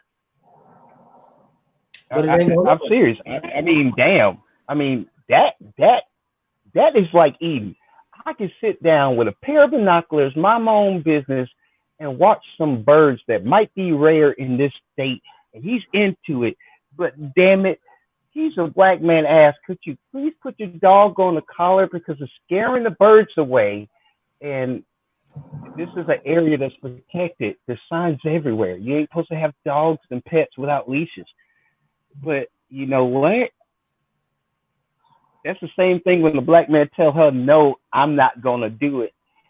And I mean, hell, it's just a black man. It's universal. Pick any race, pick any color, pick any goddamn preference. Let me hold up. Hell, even gay people say straight black man is threatening. We weren't even in the room when the shit happened. I'm gonna tell you, like I said this. I had an argument maybe a year, 2 years ago, right? On YouTube. It was a sports argument about Kyler Murray. If anybody doesn't know, Kyler Murray he's the quarterback now for the Arizona Cardinals. Right. And he was a great baseball player. And it was like, why would he play football instead of baseball? He can make more money in baseball. And I told him in the chat that time, I said, listen, he's playing quarterback. The way it's going, he can make just as much money playing quarterback in football than he can playing baseball. And they thought I was crazy. And I was like, obviously, I didn't say he was playing guard or running back. I said quarterback. They pay that. Now, fast forward to now, what do you see in the sports? They're talking about Dak Prescott. Why he asking for so much money? This is the same sport that'll overpay any other white quarterback at a drop of a hat. Ryan Tannehill got $100 million contract once, and he got a 91 twice, and he wasn't good. And he was a receiver in college.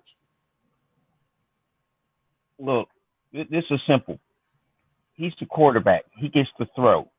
I bet you he was a damn decent pitcher. But you know what? Baseball and black pitchers, how many you got? Except the one dude that throws over 105 miles per hour, damn near throwing his arm out. But he's a starter or a reliever. He's making bank being a reliever. But the problem is, there ain't that many starting black players in the major leagues. Well, I mean, but Cubans, but a Cuban don't call themselves black. They're Cubans. Hold on. Matter of fact, to put it back in the chat, my bad, fam. But here's the irony. Okay, I didn't play baseball in grade school. I played baseball in high school. And this is one thing I do know for sure because I had to do a video about this years ago when they had the Jackie Robinson team in Chicago, and they played that game with them. in the 90s, when black kids were playing baseball, they was beating the brakes off of all the kids that weren't black. So what they did was they killed the leagues. A lot of the current baseball players, you see, the reason why it's white and predominantly white and predominantly Hispanic is because they killed all the black baseball leagues for the children. For the children up to high school, because you got to get in baseball early. Baseball isn't necessarily something you can pick up in high school and be good at. You got to play that as a kid. Like they scout you at Little League, right? Like when you got that what is it? When you got the damn stand, you put the ball on T-ball. Yeah. They scout you at T-ball. You know that serious because I did baseball. I rather enjoyed baseball. I liked to pitch. But literally, when I was growing up, they actually said we scared because you give him a black boy a ball and he can throw a fastball to hit our kids. Well, people don't take it into consideration. That was personal growing up. So the thing is that, look, there are stereotypes no matter where the hell you go. Yes, the sir. problem is, when you're a black man, every stereotype is true. All right? Like, they can say, well, white men do it, but they don't ever put the white man standing on a black man. The only time when they do is when the white man is winning.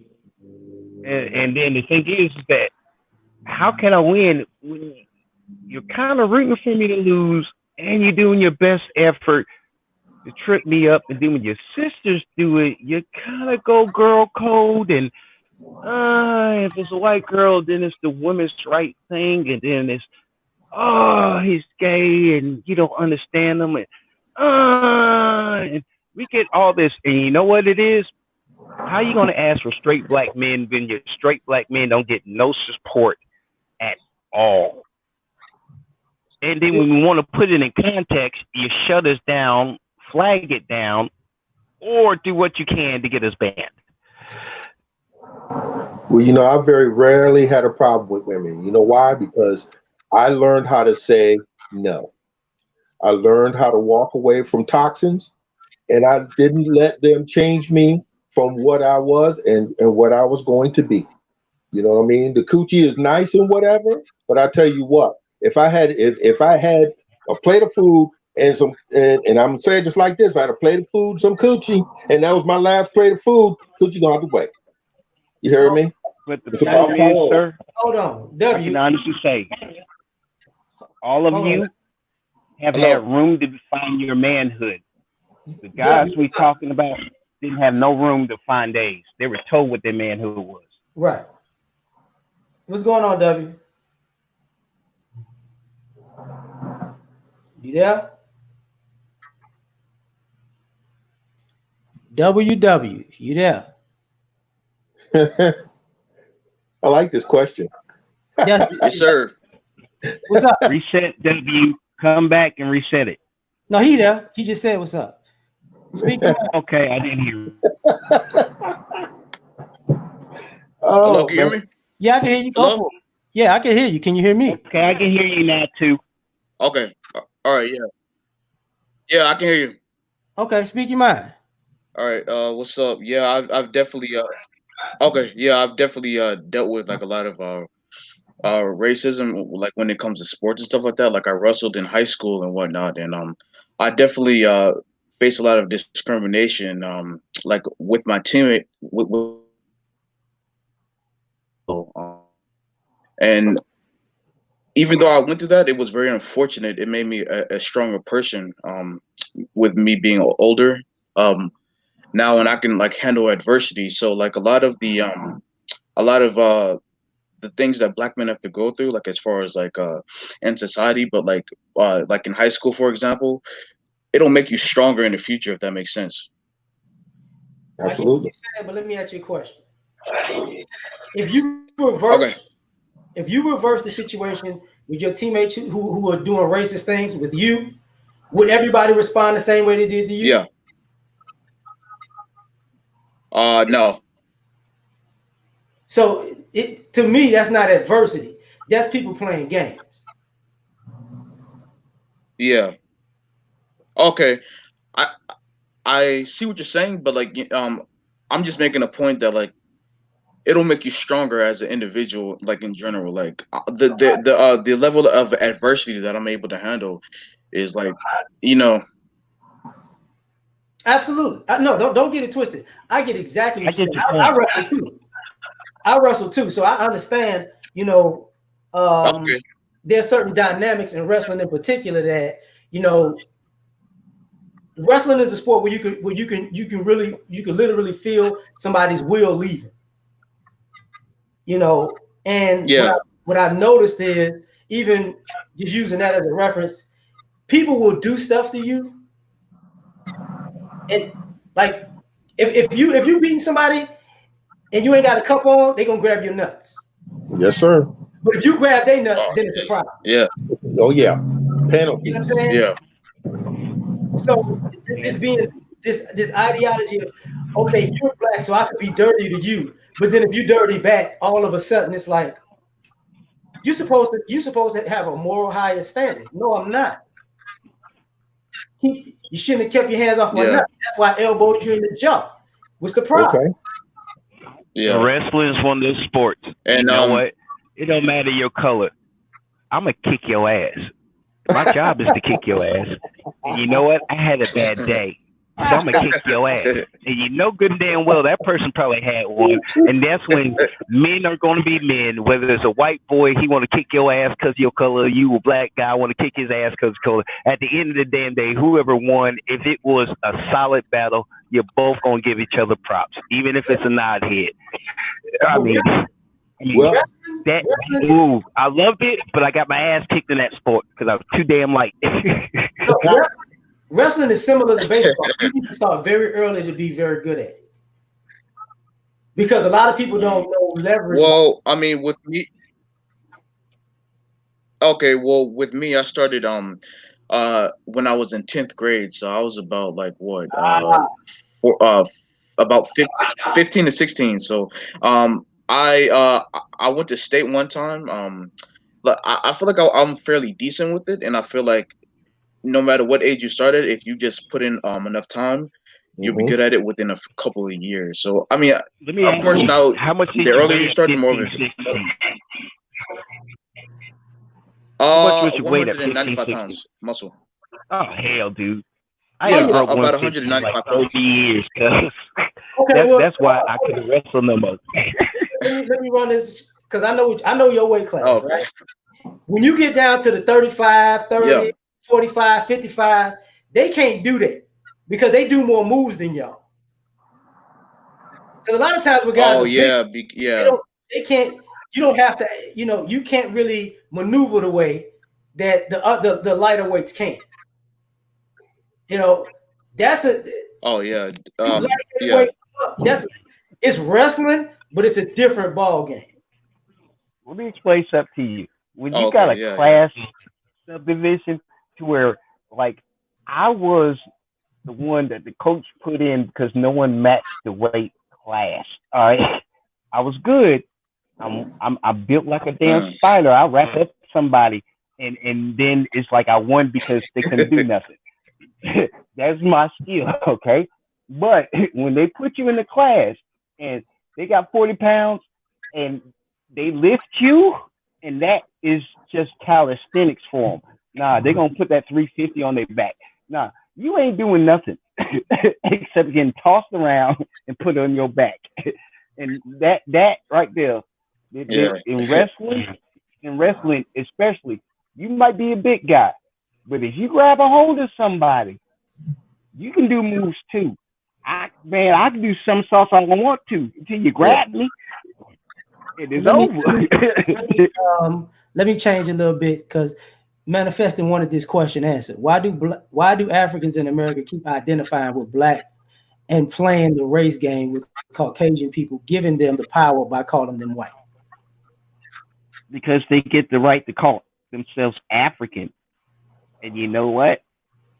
You're not African American, so they can't relate you to slaves, and they sure in the hell stop shipping you over. And Well, it's about I legal mean, classification. you're the black friend the white people always have when they call us Negroes. basically, the Africans is. Because you notice that, right? Oh, they Desire, look we like can do that twins, this and then week. it turns out to be an African, but they calling you a Negro. But they're saying because they got a black friend, and that's usually the people they're talking about because they don't really relate to us. So, That's part of this is also about our own context and narrative. Other people hop in and hop out of being black men when it's convenient. I think we need to cut that off at the head. I think there are a lot of like double dutch. yeah. I think it's a lot of people who are black, but they're not black like us, and they get I hate to say it this way. You got black Hispanics, black Caribbeans, Africans. You got black guys who are homosexual. They hop in and out of being black when it's convenient. You got the quote unquote people of color who are not black at all, Yeah. but they play the it's That just like double black dutch people. game, I Yeah. call it. Well, you know that Double dutch paperwork thing game. we were talking about in the beginning. Say that again. The paperwork thing we were talking about in the Yeah. beginning. The reason why Africans can do that is because Africans are not considered black. Legally, they're considered white. Mm-hmm. It goes back to the Immigration Act. Wait, The same reason. what? The same Repeat reason. that Yeah, again, please. there are certain cultures. There are certain cultures that are designated as white. Okay, Africans from Nigeria, all of North Africa, the Mediterranean, and even now some Egyptians are considered white as far as the standard is concerned. And so what they do is because they're considered white, they're able to get white benefits. But anybody south of the sub-Saharan cultures are all considered black. So now when they come over and they will consider calling them white, it's because they have given them those benefits because of the Immigration Act. It has nothing to do with color. It's a legal term. So Oh, with I that, understand. yeah. So they play that game with us because we're looking at color. They play that game with them because they're looking at legal status. This is how Nigerians can come over here and finance a bunch of stuff, and you see them everywhere. Businesses popping up. That's because they can tap into that money. The Moore's been talking about that So forever. would you say that like so would you say like as black men we need to find like our own like group like our own identity like outside of being black or African American? That's what Laura's been saying. We need our own narrative. That's We what need the to be able title to is. determine what black is. If we're going to use the term black, I'll say scrap that altogether. What does it mean to be a black man? What standard are we going to live by? How do we interface with them folks? How do we do business within our community? How and what steps are we going to take if there's going to be an intrusion or encroachment? See that's exactly what I'm Okay. talking about. So Because go ahead, Debbie. My bad. so okay, all right. So with that being said, if we are going to make a new identity, would you say that we would need like a how can I say we need like a revamp of the culture. Like we need to change our culture because as black men we're kind of like we kind of don't have like our own identity, so we need to make our own identity, meaning that like we'd have to implement or just change the culture altogether, something like that. No, We may have to. We may have to have go our back to some identity. older. We need to go No, back to no, some older gentlemen, I expressions. think I got the answer to this one. Okay. Go ahead, We LaShawn. have our identity. You wanna know what it is? What is it? We were slaves. We're the Mm. descendants. We ain't got respected for that. We don't have our major media personalities up there. No.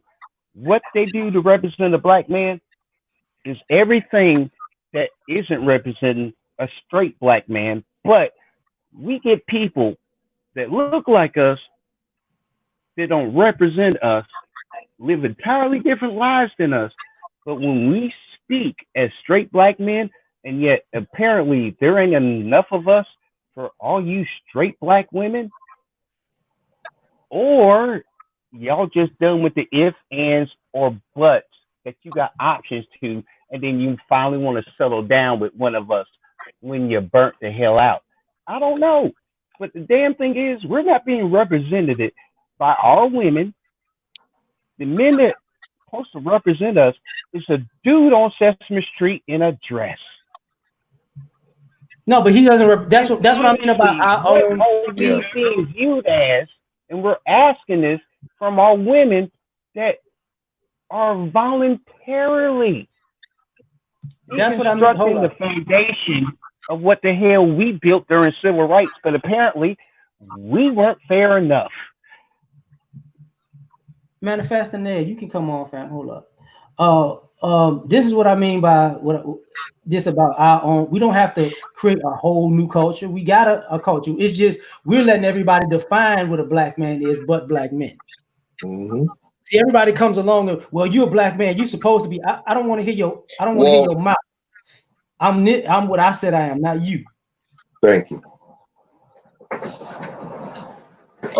yeah, well, a lot of the things from our culture obviously come from slavery, and they were given to us by, our slave master to basically, for lack of a better term, jeopardize us, for their benefit. So don't you think that we should possibly take out some of the things that are negative? Like for example, Man, the diet, like sorry, nope, Well, I'm no. okay. Hold up. I get what you're why not? saying. Wait. I get what you're saying. Here's the Okay, thing. all right, There's a narrative of us, like even with our diet, right? Hold up, I forgot to put the link yeah, for manifesting. Okay, even with our diet, what was it known? We were known for eating chicken and watermelon. That was and bananas. That was a racist people thing, right? Mm-hmm. Which one of those are yeah. two of them are fruits, and one of them is probably one of the best meats to eat that'll keep you as healthy. That's the issue. Now the the part of the Watermelon gives slave you water. right. The part of the slave food is this. They were giving our people food that was throwaway food. We don't eat throwaway food no more. Even the food that we consider is greens, beans and rice. You don't hear us about eating chitlins and hog maws anymore. Everybody's eating barbecue. Everybody's eating fried chicken. Mm-hmm. They used to call it nigger food. The it was slave food and then nigger food. We called it soul food. Now everybody in America is eating it, and it's okay now. That's what I mean about we need our own narrative because all Well, of us. the point that I was You got it, W. Go ahead. okay, yeah. The point that I was trying to make is like, yeah, in terms of like health, is that's what I'm saying, because I think that statistically black people are more likely to get high blood pressure, diabetes, and like cancer and stuff like that. So I'm just saying, like, in terms of nutrition and health, from that point of view. Yeah, but I get that, but we're also more likely to have to be in food deserts. It's not the food. It's not the food in our house that's killing us. It's the food in our neighborhoods when we can't get to the grocery Oh, store that's killing us. You have like if you ever go think yeah, about it, okay. when you go to the hood and you be in the stores and whatnot, I see like if I go to a predominantly black neighborhood and I go to a gas station, I see food that I don't see in the suburbs. That's right. I see shit. I'm like, when the hell did they start making this? What the hell? When I go to a predominantly black neighborhood and I go to those stores, I see old food that they trying to repackage as new. Okay. And the perishable stuff is out past Right. the sell-by date. When you go to a predominantly black neighborhood, you see people who have stuff or they have even restaurants. Them restaurants be dirty as shit. They can't. And only in our neighborhoods could we have dirty restaurants like that. Okay. Greasy spoons. And it's like, wait a minute. It's not necessarily. It's just I get the food's bad, but what I'm saying is the placement and preparation of the food. That's what's kicking our ass. Mm-hmm. I I got you, agree. Mike. You can cook collard greens. You can cook a lot of stuff without pork. Okay. All right. White folk do it all the damn time. You think collard greens is being cooked by only black folk? No. They think they alternate because kale costs too much. All right. They'll do it the same way with some onions, a little bit of butter, some seasoning. You can make it soul food if you want to. The thing is, you use it as an excuse so you can make sure you can go to McDonald's, you can go to Taco Bell, You can go to all you can eat places. You can do all that and then drink a Diet Coke and say you want a diet. Okay, that's just bull crap that everybody uses as an excuse. Because damn it, if you got high blood pressure but you still gonna eat the stuff that's gonna kill you, you plan on dying. Yeah, that's a That's different thing. because you don't have a personal standard. And Hold on. this is what the narrative is all about. It's about a personal standard as well as something that can be a group standard. If we say, you know what, black folk don't eat McDonald's, guess what? No black people go in. No black men go in. You see what I'm saying? If we say that's not something we do, then you don't see none of us doing it. And then that after a while that becomes part of our culture. Like I'll give you an example. Back in the day when there was an argument, two people had an argument, it wasn't no jumping and sticks and all that kind of stuff. Two brothers got out there. It was like, okay, y'all go head up. See what I'm saying? Bam, bam, bam, bam, bam. Whoever win, win. Whoever lose, lose. You go home and nurse your wounds. You come back the next day. It is what it is. Now, You no, might buy we each we are. other a drink or something if you like each other afterwards. Yeah, see, because it wasn't about the warfare. It was about the respect. You see what I'm saying? But now, hey, everybody's looking to kill somebody, and that's by programming. When you don't have a direction, somebody will give you one, and that's exactly. And this is what he's been saying. You see what I'm saying? Even how we deal with our women, a whole lot of junk they do. Now, no, we ain't standing for that. They won't do that to the African man. African man tell her quick, hey, look, you shut your mouth. You don't talk to me like that. You see what I'm saying? And they be quiet. But a black man tell her to be quiet. Oh man, it's an act of Congress, man. She be ready to blow the dang neighborhood up. That's because we haven't Tell me established something. a solid enough standard to lay the claim of being her leader. And we expect her to follow us, but we haven't established that. So that's one thing Laura was saying. And once you establish yourself as the man, as the head, with the standard and the law, then she gonna have to make a choice. If she don't want to follow the protocol, bye. You see what I'm saying? Love you to death, baby. But this is how we do over here. And I'm gonna add to that. I find it remarkable. A girl can call her out her name and say the exact same thing a dude said to her. Get her girlfriends to jump her ass, whoop her ass. She would be on Facebook or whatever live showing you the butt whoop stuff, but she says she respects them because they told the truth. But a dude say it, she want to get everybody else who she knows got a gun to kill that man. And I find it odd that you know they say, "Well, you can't protect us." What you mean we can't protect you? We got to worry about protecting ourselves from you. Well, a while back, Law had we was talking about how women have become so masculine that hey, if you fighting, you don't need our help. What are you talking about? You want to go out there and act a fool, fighting and cutting up and carrying out. But then when the thing turn around, you want me to protect you? Wait a minute, hold it. You See, can't have it both ways. Either you gonna be a lady or you gonna be a female thug. Which one you want to choose? You see what I'm saying? That's that part of the standard. When you yeah. become the kind of guy Yeah, that said, I ain't having that. yeah, Go ahead, W. You got it.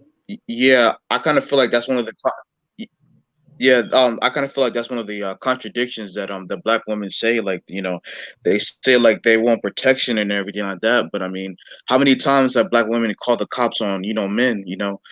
They start domestic violence, against their boyfriends or husbands, and then they call the cops on these black men and get them arrested and whatnot. Um, and I feel like they kind of just want us to be attack dogs. They want us to like protect them, and then and then like but like at the same time, like why don't you call the police, because that's what you were doing before, with us. So it's like how can we protect, a group of women that, we don't have any authority or control over. Well, we ought to understand that women are emotional, and emotions are never Yeah. stable. They can be one thing one day and something else the next day. So this is how it's gonna have to be. What you got to be the rock. You say, listen, girl, I'm not having this nonsense. She come up with the nonsense. See ya. If you didn't marry her, bye. If she don't have kids by you, see ya, and let it go at that. And mean what you say. She shouldn't be able to come and even be in your space until she gets rid of that dysfunction that's causing her to act that way. You see what I'm saying? So, woman, see, Ain't nothing I but the practice truth. chivalry. I practice Yeah. chivalry. You see what I'm saying? So, I don't have that problem with women. But I will say this though: if I go in Walmart and some woman decides she wants to clown, these are my words. If I was your man, which I am not, you would be done. So you need to go that way. Point blank, period. And they walk away, they can talk all that noise while they walking away. Point blank, period. That's where we at though. Yeah. Like it's for me, it's one of those Yeah. situations where we're dealing in a society that wants to tell us how we supposed to be with other people, Exactly. while they have carte blanche to be any kind of way with us. I'm like, that got to stop. That's right. You know, It won't stop till we say And here's the remarkable thing: women always say they being emotional. it. Let me. Now, I love that part, but damn it, you made a grown man get emotional, and you don't want to handle his emotions while he gets every damn thing thrown at his ass, and maybe a 911 call when you destroyed the house. But apparently, he was going at you. Is the story you tell the cops? but I mean, I will say this in But defense. Wait a minute. I will say this in the defense of the ladies, right? And sometimes we concern too much about them when they are when it's other people who do more egregious stuff than them. That's right. That's like that. Like as a black man, that's what gets on my nerves from time to time. Like, because when people say, "Oh man, you know, if a white dude was doing it, you wouldn't say nothing." For the most part, that's not true. But I've seen that happen too many times. Where if a black woman does something, oh, she the scum of the earth. But if somebody who's non-black does something, you got this. Well, should I react like that? You know, if a brother does something, you gonna react. I'm saying everybody gonna get this work. I don't care who you are. hey, LAR, I understand there's a lot of people that chooses who's going to butter their booty hole and who ain't going to butter their booty hole. It's just the fact you got that many people on a list to butter your booty hole. I've got zero. Okay, I, like if I didn't have to wipe my butt because I took a crap in the toilet, I wouldn't touch my butt at all. That Like, is how I am personally. But most people grade the hell out of every damn line. And then they mad about the lines they grade the hell out. And then how am I going to help you? Because really, uh, kind of co-signed all that. You grade everything out. So it was black and white with me. So why should I include your gray? well, hold up. I'm gonna ask something, right? Uh, Bishop, you are. I would assume you are in the enforcement part of a society. Yes, sir. So, do you think it'll make logical sense if you see more black men stop recording things when they see it getting out of hand and somebody could die and just start interjecting themselves? You think that's gonna start to happen? Because I don't think brothers are looking at the recording as, you know what, we tried it. I think that's dying down. Well, it's iffy, and that's because there's some communities that are doing that, but by and large, no, not much is going to change. Not much is going to change until see, because police culture got to change. You see what I'm saying? They already got like just like the whole thing goes. The narrative that they going by is the one we trying to abandon. You see what I'm saying? Right. The one that says we dangerous, the one that say that we're always trouble, the one you see what I'm saying? And so when somebody call on us, it's just like if you remember the Predator when the person was knocking on the door and he had all those responses and he picked one response. That's how police operate. I'm writing a book. I'm writing a paper on the psychology of policing. So that's one of the things. So in terms of law enforcement, brothers, like I say, it's about better choice. It's about a better choice. If you know that sister is toxic, face that fact and accept that she's that way and go the other way. No, You see no, what I'm saying? I get exactly what you said. I'm saying, like, using the situation that happened in Minnesota, right? Uh-huh.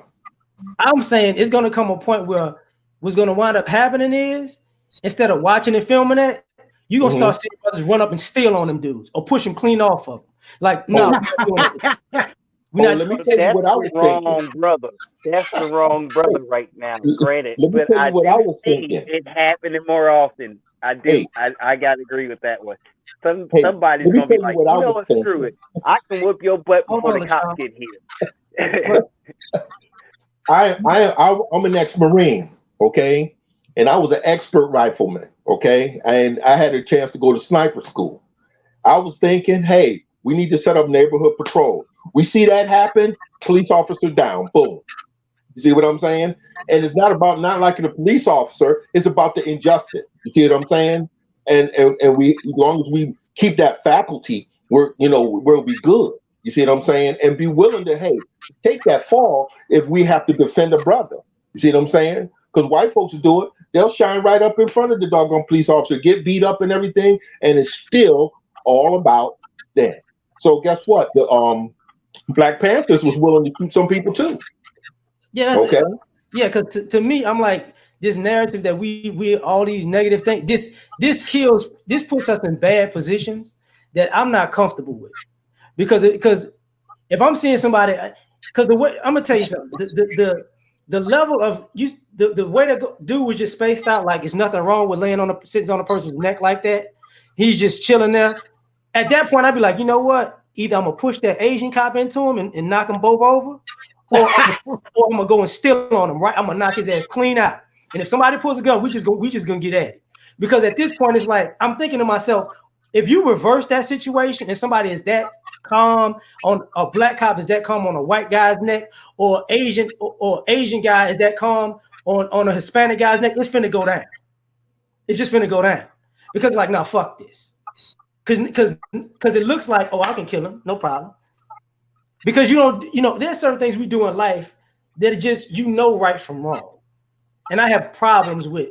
I'm looking at people because of their narratives of black men. They don't have a problem doing us completely wrong because they got a narrative in their mind. I don't mind being your stereotype if it's gonna save my life or another brother's life. Fuck it. That's Can I have a part of black? why I'm saying what I'm saying. Uh, I'm gonna do a black pill moment real quick. Mm-hmm. As a black man, as a straight black man. Now everybody else gets to have their groups, and apparently they complain it's an issue. Everybody else's groups agrees with them, but being a straight black man asking for respect as a grown man, this country has never been since the day of slavery, and everybody's co-signing it. And we really, if we are the necks you stomping on, your neck ain't gonna be stomped on. So why would you give a damn about how we feel, what we want? Because it serves you. Because it'd be your neck if it wasn't ours. But to me, that's like, when somebody says so things like that, it kills me. Because I'm sorry, go ahead. sorry. You got a W. Okay, yeah. So would you say that yeah, so would you say as black men we would need political and economic power to sort of change the treatment, like in terms of police brutality Yes, and things like that? absolutely. Well, until the Um, But narrative how many changes, groups is until the narrative stopping us changes, you from still having battling with it? the same stuff. How many groups is stopping us from having it? Presently today, and it's been presently since we became an over the slave ship. It's still the same present. It's just a new word to make Yeah, it sound like they ain't being racist. And it's our, we can't, straight white men can, straight Asian men, straight Ethiopian men, Indian men. You can go through every group of ethnicity on this. Chinese men got the right. Us, descendants from slave black men, have no rights at all. And where can we sit there and say it ain't true? I'm going to add something to that. I think what we need to do is grassroots change. Like if you coming around us, you know, because when you go into the political realm, people gonna do what they gonna do. But we don't. People don't have a. People have no fear of doing things to us because there's somebody in the political field that's gonna cover their ass. So that's like my issue is at the end of the day, we need to stop letting people go home safely and think they can do anything. Like when you go out into the real world, somebody got an echo. No, I think it's me. Sorry. What winds up happening is if people are going home comfortable when they do us dirty, that's a problem to me. And when you like what you were saying, LaShawn, if you know if it was me, I would do the same thing to you because I don't want it to happen to me. For me, because I know people who think like that, and normally what that means is I'm gonna do you dirty because I feel like if I was in your position, you would do me dirty. So I'm gonna do it first. What you're basically saying is you're an asshole and you're making up a reason to be an asshole and you made up a fake justification to be an asshole. I'm not calling you an asshole, LaShawn. I'm saying that's what when people do stuff like that, that's initially what I think. You get what I'm saying? I'm an asshole, by the way. No, no, no. Absolute You know compliment what? to me. You know, I'm serious. That's what I get. You got standards. Yeah, I'm an asshole. I mean, I tell the women the same thing. No, it ain't about what I'm saying is like, okay, I'm a be out to that's like me saying, you know what, LaShawn, I'm gonna be out to get you. You don't know I'm out to get you because I'm out to get you because I think you would be out to get me if you was thinking just like me. And we should have some type of agreement that that's okay. No, we shouldn't. That's a unilateral idea.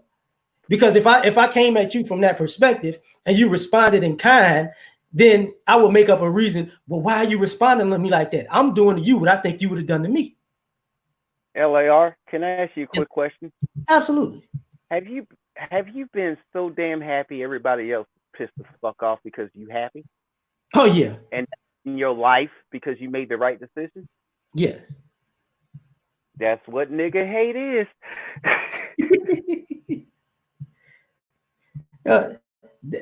Yeah, that's what gets me about these days and times is like, okay, so what we doing is we playing this game where, you know, and that's why I'm saying we don't need other people's narrative. Because I don't understand I don't understand for the life of me why everybody who's not a black man has an opinion on what black men are, what we think, what we are doing, when they don't listen to our experiences anyways. So, you know, I just don't believe that a person who doesn't care about us, doesn't love us, doesn't respect us, I don't think it's nothing that's going to do to change that. So why not just toss what they think to the side and do what we do? That's right. That's how it works. Self-determination. It's always been a coin flip, bro. There's the men that's going to go ahead and do the manhood that's in our DNA, that's been bred in us, no matter if we were the breeding stock or not. And then there's the men that's going to flip that coin and be the eagle to the flag they wave. And they going to say, well, we're men. But the problem is, they're not picking those men, they're picking us. And the problem that happens all the time. Yes, sir. And I mean, the point is, you make a distinction. If you're going to be a man to let a woman dictation to you, then why do you have something that might shorten the word and put a K, and you just got 4 letters? I mean, these guys right now, and what we're dealing with, we have a counteraction. We have white men wanting to claim what we should have had, what we promised. Hold on. And then we have black men that aren't that way because they thinking they're going to get something out of it if they agree with the women. And that's our battle rate. Now I'm about to interject, put something into this mix that because I'm looking at my phone and it's the Facebook picture of Dwayne Wade and his son, right? with the Oh gray hair. Lord, here we go. I'm about to take it L.A.R. there. I can't wait till you decide what the hell you gonna say, because this gonna sound interesting. I tell you what. This is what I like. He like at this point, Dwayne Wade does not get to speak for black men on context or narrative because Dwayne Wade has two other sons that ain't gay, and he's not acting like this with his straight sons. He's not. So to me, okay, what you doing is you're gonna. This is black fatherhood. No, it's not, bro. Because you going way over the moon because your son is gay, but you not. It don't look like you going over the moon for your sons that's straight like this. So I don't want to hear what you got to say. Hey, L.A.R., it's Dwayne Wade. We always had questions in basketball before Gabrielle showed up, and nothing personal. We still,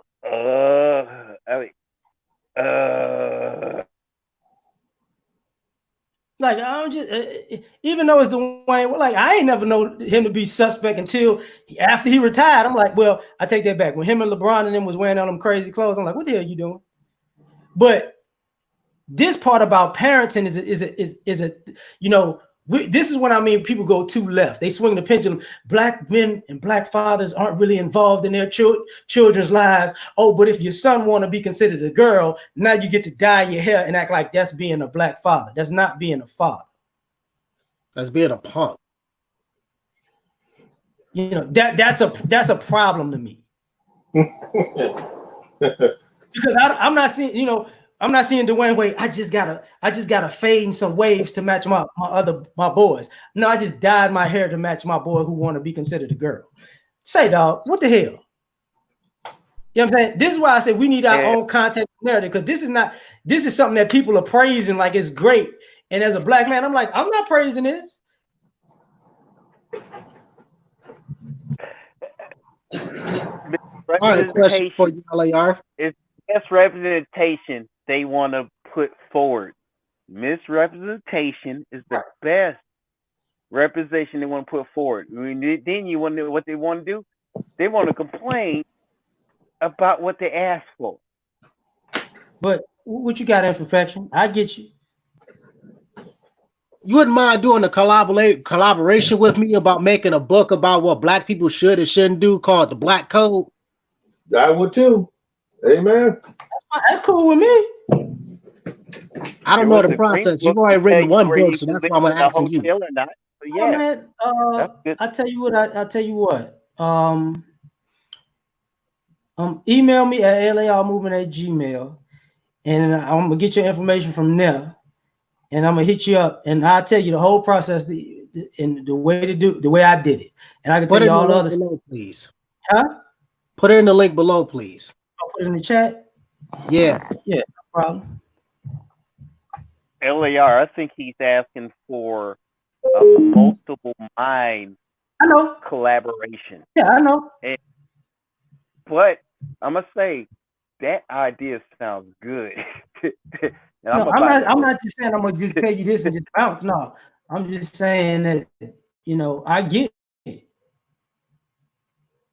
You know, I definitely get it. I ain't got no problem with that, because what's going on is everybody else is telling us what we need to do. And I'm not feeling that. You know, I'm thinking it's ridiculous. We should make 2020 man's voice and beyond. We should start it, inspire the next generation and the next generation. And then that, I think y'all working, y'all doing right. That's a good idea though. Y'all need a combo and do that, because damn it, that's your book I have on my shelf right there. Share it with a friend too. Yeah, this is ridiculous. Like for us,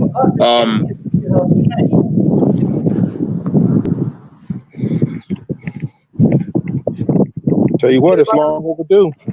Hey, I got no problem with that. Imperfection, you see it in the chat? You seen it?